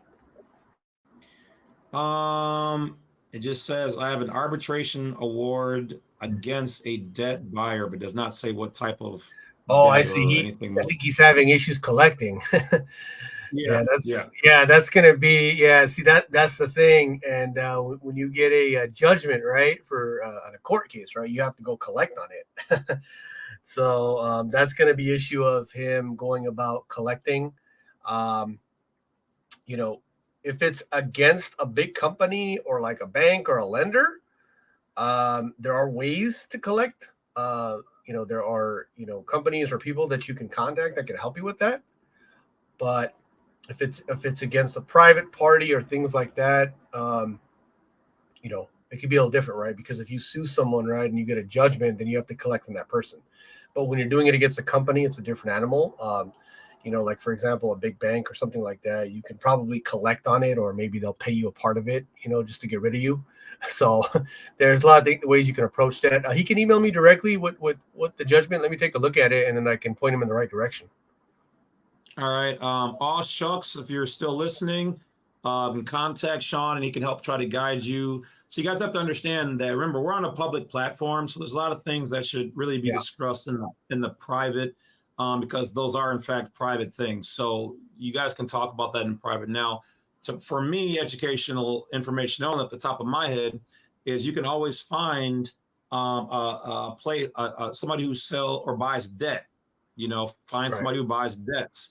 I know people have done UCC liens, because if you have an award against them and they don't want to pay, other than a debt collector, you have the ability to file a lien because it's been proven that they owe and they're not paying.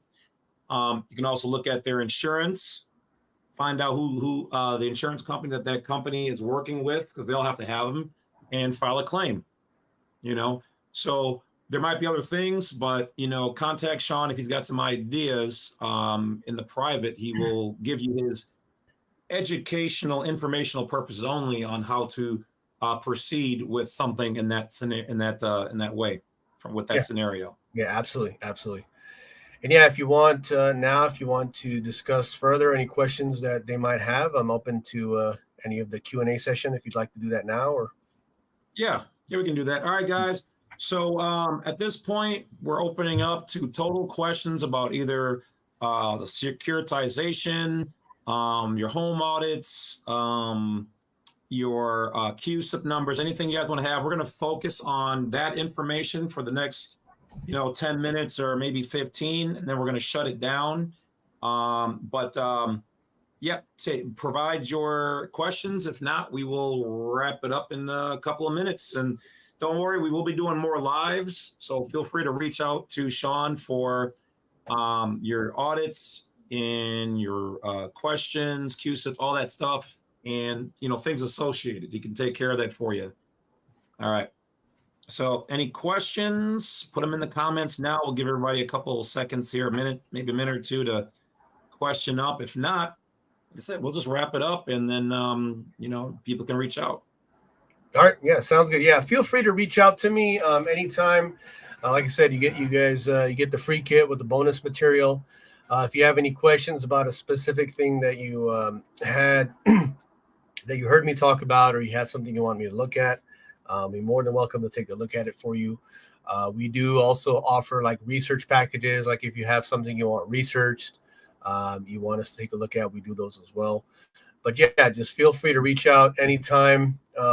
Recommend going on the website and just scheduling a call. Like click on the contact page and schedule a time and date where you'd like a call back from us. All right, Shawn, they're starting to come in here. So Matthew says, and he goes, if so I'm not where he's starting from, but he goes, is the security value equal to the original loan? Oh no, it's a different value. So obviously when they're monetizing the loan, they're selling it, then these loans are being pooled into other loans, right? And so then the security value goes up. As you saw with the examples, you saw some of them being $100 million, $9 million, upwards of, I've seen them in $200, $300 million range. And so your typical mortgage loan is going to be under $1 million, right? So maybe in the $250,000, $500,000 range nowadays. A lot of people's mortgages are in the $500,000 range. So yeah, the security value is going to be much higher than the loan amount. James, could I just stop sharing now and just go on the main screen so I can see their questions? Yeah, I can pull it from there. You okay. Want you on, or you want to remove the website? Yeah, I'll just go back on the screen so I can so I can see their questions coming through. Okay. Would that be good? All right. So to answer your question, Rebecca, go to my main YouTube channel, go to the live section. All my lives will always be up. They're right in that playlist. That's where you can find that. Adam Pro says, how did he start his interest in this endeavor? So I guess, whether it's mortgage, part, and then obviously CUSIP. So sure. Give him a quick, synopsis on that. Absolutely. And James, are you able to put my information back on the screen? Yeah, I gotcha. Right, 1 second. Yeah, so Adam Pro, yeah, I've been working, I worked in real estate since 2006. And then basically I got into this particular area. Basically, I was my background is software engineering. And basically, I was involved in software programs, developing software programs relating to the mortgage industry. And then basically, that's kind of how I got into this area. And then basically, I just made a conscious choice. I realized that a lot of people out there needed help, and in this type of market. And, I kind of saw what some of these banks were doing to people, especially during that first crash in 2008, and the whole loan modification boom thing came out. And, it was just some of the banks were just playing games with people, and I'm sure some of the people know about this, and how they would ask, people to send documents in and shuffle the documents and say they never got them. And those are some of the stories I heard. And you could see these in some of the cases and some of the things online relating to this, that people say these things. So I've heard many stories. I realized that there was a need for it. So, basically I started my company and in this particular industry. And, forensic loan audits have actually been around since the 80s, but it became big during the last boom, the 2008 boom, because what happens is when you have so many foreclosures, you have so many defaults, then people will come to this type of industry for our help, because our a good percentage of our files are used in, to defend foreclosures. So against the banks. So yeah, to answer your question, basically I saw the need and I just made a conscious choice to help people. And, I really enjoy doing what I do, and I like talking to people and I like trying to help their situations. And I hope that, I can continue to do that. All right. All right. We got another question. How does the DTC or the DTCC and the CEDE and company relate? So do you know anything about those companies? I'm familiar with the DTCC a little bit, but anything you can say how all that relates to what the CUSIPs? Yeah, I'm not too familiar with those. I think that he's referring to something that might be relating to the CUSIPs on the front or back end. But yeah, if you could email me, I'll answer his question more after he gives me more detailed info. But I see the next question. She says that she's fighting 3 foreclosures since 2008. Okay. And see, this is an example of basically somebody that's been fighting a foreclosure, for a very long time. Sometimes I'll talk to people that are in, we call it foreclosure limbo, 10, 15 years. And I mean, I can only imagine what it is to live like that. And my, heart goes out to you. And I'm sorry that you're facing that. But, something in that situation, I definitely recommend you have us take a look at your documentation. There could be some stuff on the front end, on the back end, especially loans from that era, the 2008 era. That was a lot of securitization that was going on in that era, especially 2006, 2007, 2008. There could be some securitization fraud. There could be some, assignment robo-signer fraud, something there where if you're fighting a foreclosure and they're coming at you legally, there could be some things that, some reports that we could do that you could use in that process to defend it. So I definitely recommend to her to reach out to us. But yeah, see, that's an example of someone that's basically been in foreclosure limbo for, over 10 years. So. All right. Yeah. You would think there would be, yeah, I mean, yeah, they play games. Unfortunately, we've all seen it, it's not illegal, but it's immoral and improper from my perspective. But yeah, they like to play these games. Okay, so Matthew has another question. It says, owning a stock entitles the owner to dividends on profit. So he says, where is the profit in this scenario? Is it because the security is used to fund further loans, which returns interest and would be profit? See, the loan, when the loans are funded on the front end, right? The bank funds the loan, and then they're securitized into the trust. So those trust examples that I shown you, those are like large securitization trusts that have the loans in them. And then from that side, they're monetizing and they're earning interest on that side. So that's we call that the secondary market.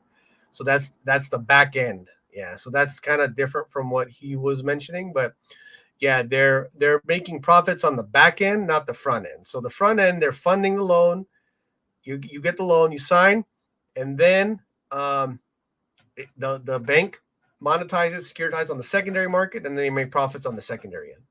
To answer her question, how long for Shawn help? Yeah, new mortgages. We could do new mortgages. We could even do it pre-funding. So, we have clients that send us their documentation as they're getting their loan funded, like the TILA, RESPA, the good faith estimate. We put the file together, and then when they get fully funded, then we finish the report. I've seen files where they get the loan funded, and then literally like there's a disclosure in there, or like the next day or the following week, they'll get something that they say your loan has been transferred or servicer has been transferred. So, yeah, we could do new loans. I mean, new loans from the day of, the next day, same week. Really doesn't matter as long as there's some documentation we can go off of. We could pretty much audit any type of loan. Yeah, can we create our own securities? Well, I mean, you could pretty much do anything if you have the money for it, right?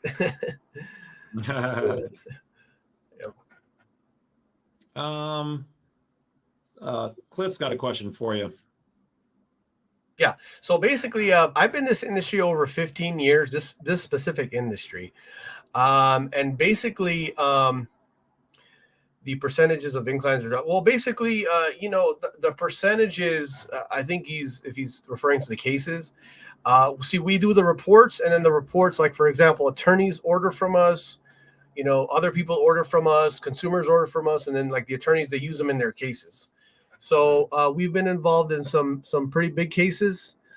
We've been involved in many, other types of cases where it's just foreclosure defense, just straight negotiations. So yeah, I mean, we have a good percentage of success rate because the reports are, we're pro-consumer, so obviously we're trying to help the consumer. So as far as being on the consumer side, yeah, we have a good percentage and we have a good track record. If you email me, I can email you a list of cases and some other information relating to that as well.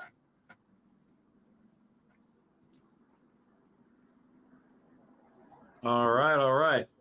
Let's see what we got going on here. Cliff says, thank you very much. Aaron says, wow. All right. Adam Pro says, they are brokering our trust. Oh my God. Yeah, they're brokering a lot of things. Okay. Tucker says, can the bank repossess a car, sale or sell it, and then file the gap insurance? Well, that depends on the specific file. There's some disclosures that when you get your loan, you sign, and if you have gap insurance, from what I understand, gap insurance is basically covering the like there was one that I was looking at not too long ago, and the gap insurance, they said that the gap insurance covers if the car gets in an accident, there's a difference in the value, and they'll cover the repairs for the value, right, or the insurance. So just that depends. I mean, I'd have to look at the disclosures, but there's a lot of things that they will do blatantly sometimes. And then that's why it's important to get the audit done, because if they didn't have a disclosure in there that said that they could do it, or it was worded improperly, and that's where we come in and basically, catch them on it, right? We could look up, to answer the next question, we could look up bail bonds. We could look those up. All right.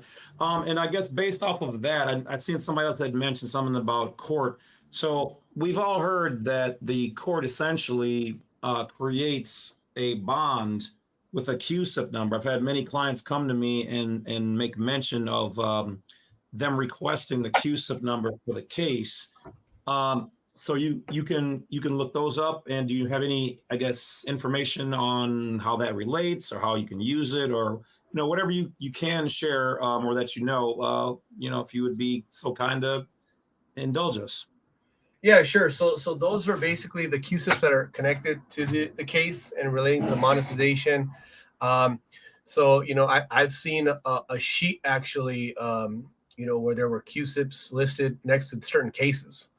Those are, like, for example, once where a person is able to, for example, pull up a CUSIP relating to a case, you could actually go and look up the CUSIP bond information, or the securities, or something that's relating to that case. And that's something that other people have mentioned to me that they like to bring up in their hearings, or in they're using it to some angle, right, to either resolve their case or open up other, avenues for their case. So there's a lot of ways different people use it. But yeah, there are, we can look those up for the cases. Okay, awesome. Adam Pro says, how many CUSIPs do people have? Well, as far as I know, it's from what I've seen is that not all states are issuing documents with CUSIPs on their birth certificates. So I don't think that every state is monetizing them. I think that it is a choice that the state's internal people have decided to do in certain states. I could be wrong. But CUSIPs are on a lot of the things that they issue. But what's your take on that, Shawn? Yeah, I mean, there could be multiple CUSIPs. It could be a CUSIP connected to your social, to your birth certificate, your mortgage, your auto. To answer that question safely, I'd say there could be multiple CUSIPs, obviously depending on your situation. Right. Yeah. It's hard to say. You just have to look at your documents. Now, Yeah. and quote me if I'm wrong, but aren't usually the CUSIPs identified in red lettering, or have you seen them in black? What do you know about that? I've seen them in different fonts. I mean, yeah, depending on the data, yeah. Okay, because I know usually the ones I've seen were mostly in red, but I have seen some that were issued in black. Yeah. Of course, from what we know, usually the red represents a positive account or something connected to the private or equity, something of lawful money in general, but that doesn't mean exclusively. So that's why I Right. was just kind of interested to see if you had seen any trends, like, excuse me, I guess in that particular area, something that would stick out to you that, you know, um, Yeah. would be curious, I guess, if you will, for lack of a better way of Yeah. explaining it. Yeah, like for example, the loan numbers. Like a lot of people don't realize that. For example, the loan numbers. When you have a loan, right? You have a loan number, and then it gets securitized. Sometimes the loan number changes, and then so like it could just be a record keeping issue. It could just be an issue where they change the loan number. So it just could be that the data aggregates, the data database, whatever they're using it for, how they're publishing it. It could just be different things relating to that, the font color, or maybe even changing the numbers over time. There's just things that relate to that. Like, for example, when the loan number changes, right, and they change the loan number when they securitize it, there's a reason why they're doing that, right? So it could be where they're, they want to, maybe there's a conflict of data, or they, there's just some internal reason why they're doing that. One of the things I had heard lightly mentioned in my little inner crew is they noticed that some places that were having them on there may not have them on the CUSIP on there anymore. So it seems like, almost, this is just me being hypothetical here, that either they are, in some degrees or in some states, maybe they're trying to hide this now, Mhm. and that maybe some of them are doing like the QR codes instead, a barcode instead, or they have, maybe they're keeping it internal, where the sheet itself might have a serialization number, like your number 5,800 and whatever, and then internally they correlate that to a private CUSIP number.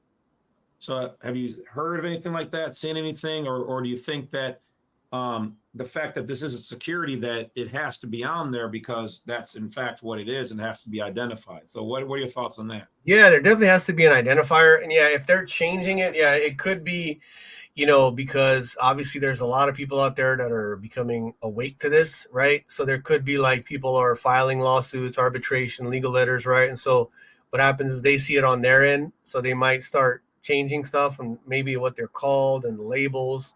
I mean, I saw a situation where there was a securitization trust, and there was a case where it was blatant fraud relating to this trust. And so what happened was um, the researcher went to go look at the trust information again to verify some information, and then the securitization trust, had just depublished most of the data. So they actually removed all the documents. We still had copies of them, but they depublished everything because of the blatant fraud relating to it. So and that was because there was some type of lawsuit or something relating to it.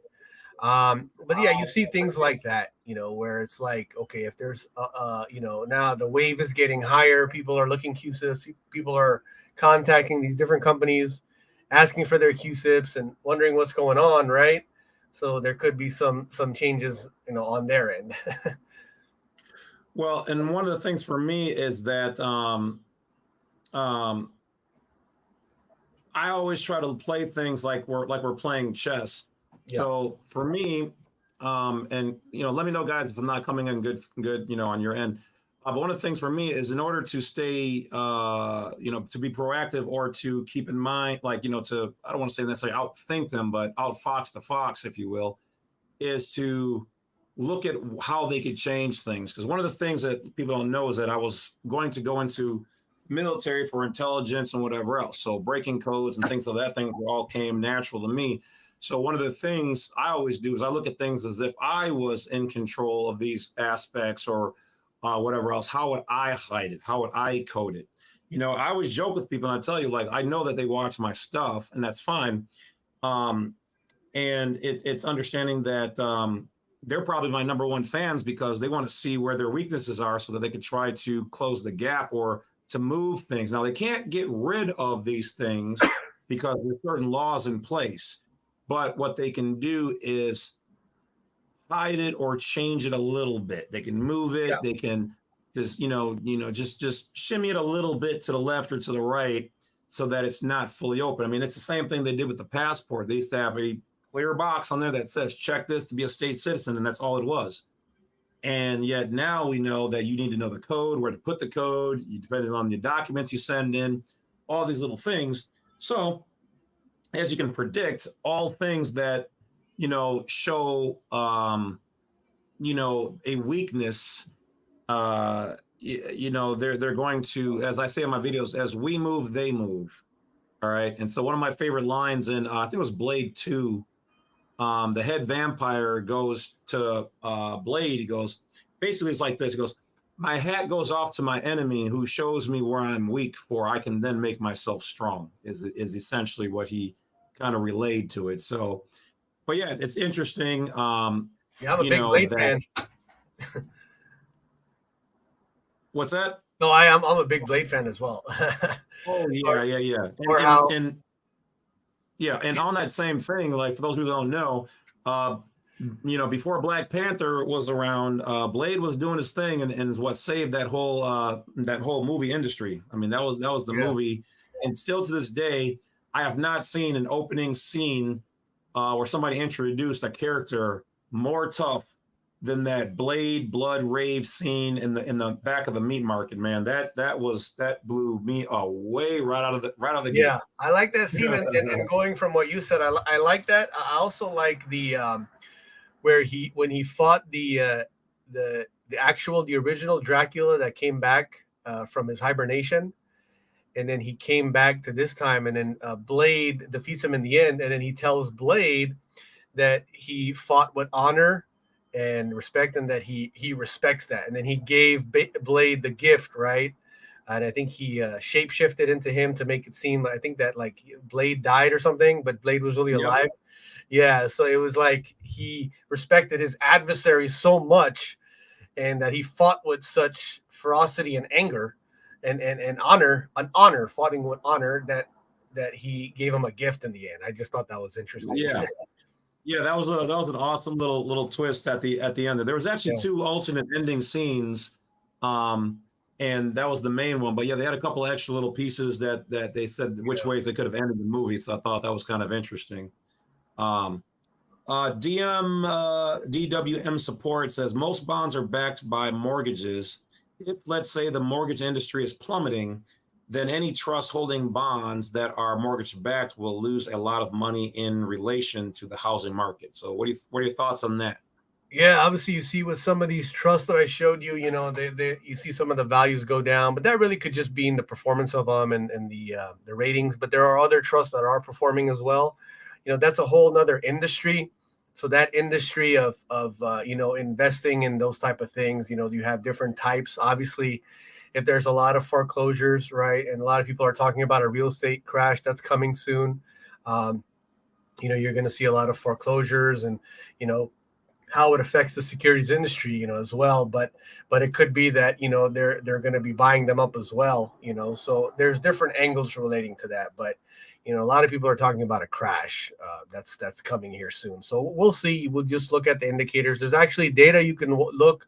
There's data published by government funded research institutes that you can go online and you can actually research the published data for how many people are defaulting on their mortgages, on credit card debt and other types of debt. You can compare them to the numbers back in 2007 and 6 and 8 and see how it compares to now. So there's actually data you can look at.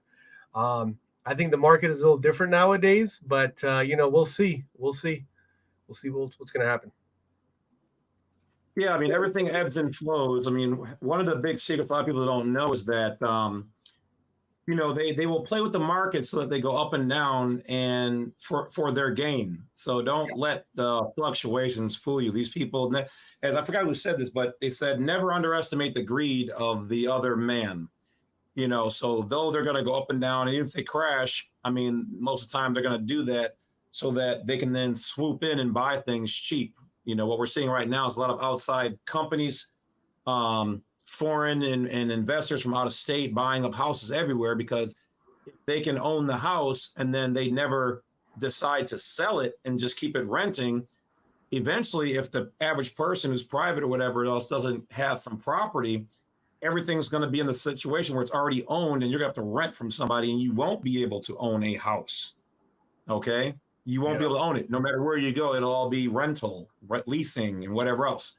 And for them, that's great, because then that means you don't have a place you can pay off and live, rent-free, lease-free, mortgage-free, tax-free, whatever else. It will all be, you always have to continuously to pay somebody in an ongoing lease type scenario. So keep that in mind, all right?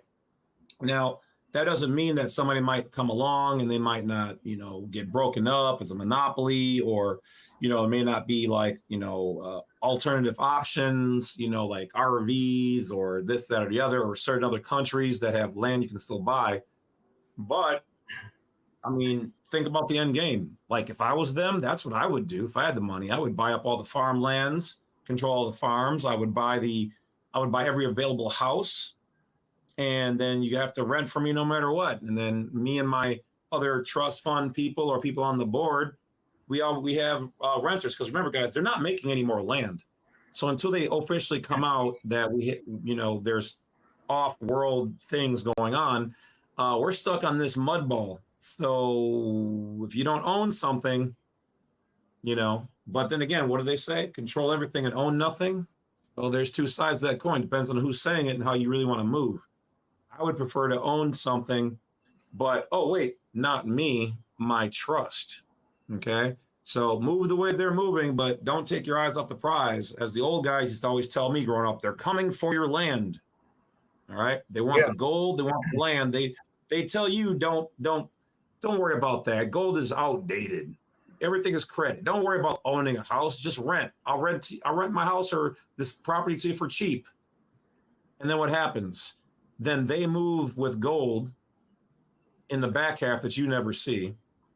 Then they always have you leasing from them, and then they increase the rent. All right. So you gotta, some people out there are playing checkers, but you need to learn at least how to play chess.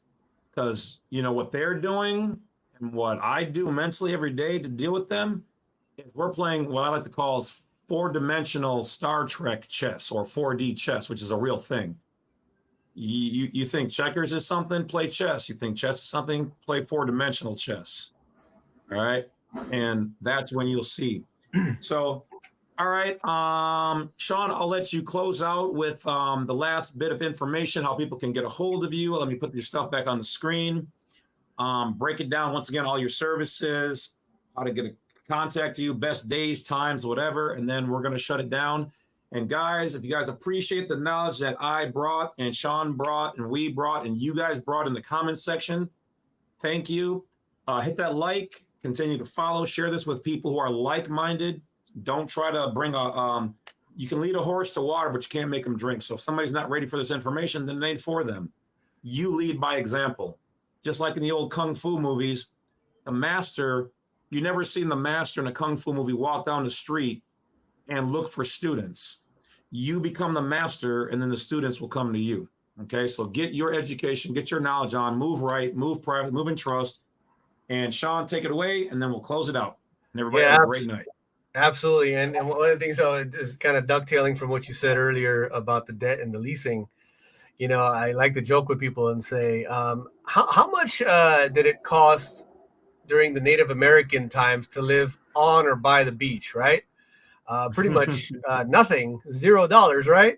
And in some areas of the world, it will cost you about $5-6 million to buy a house on or like right on the beach, right?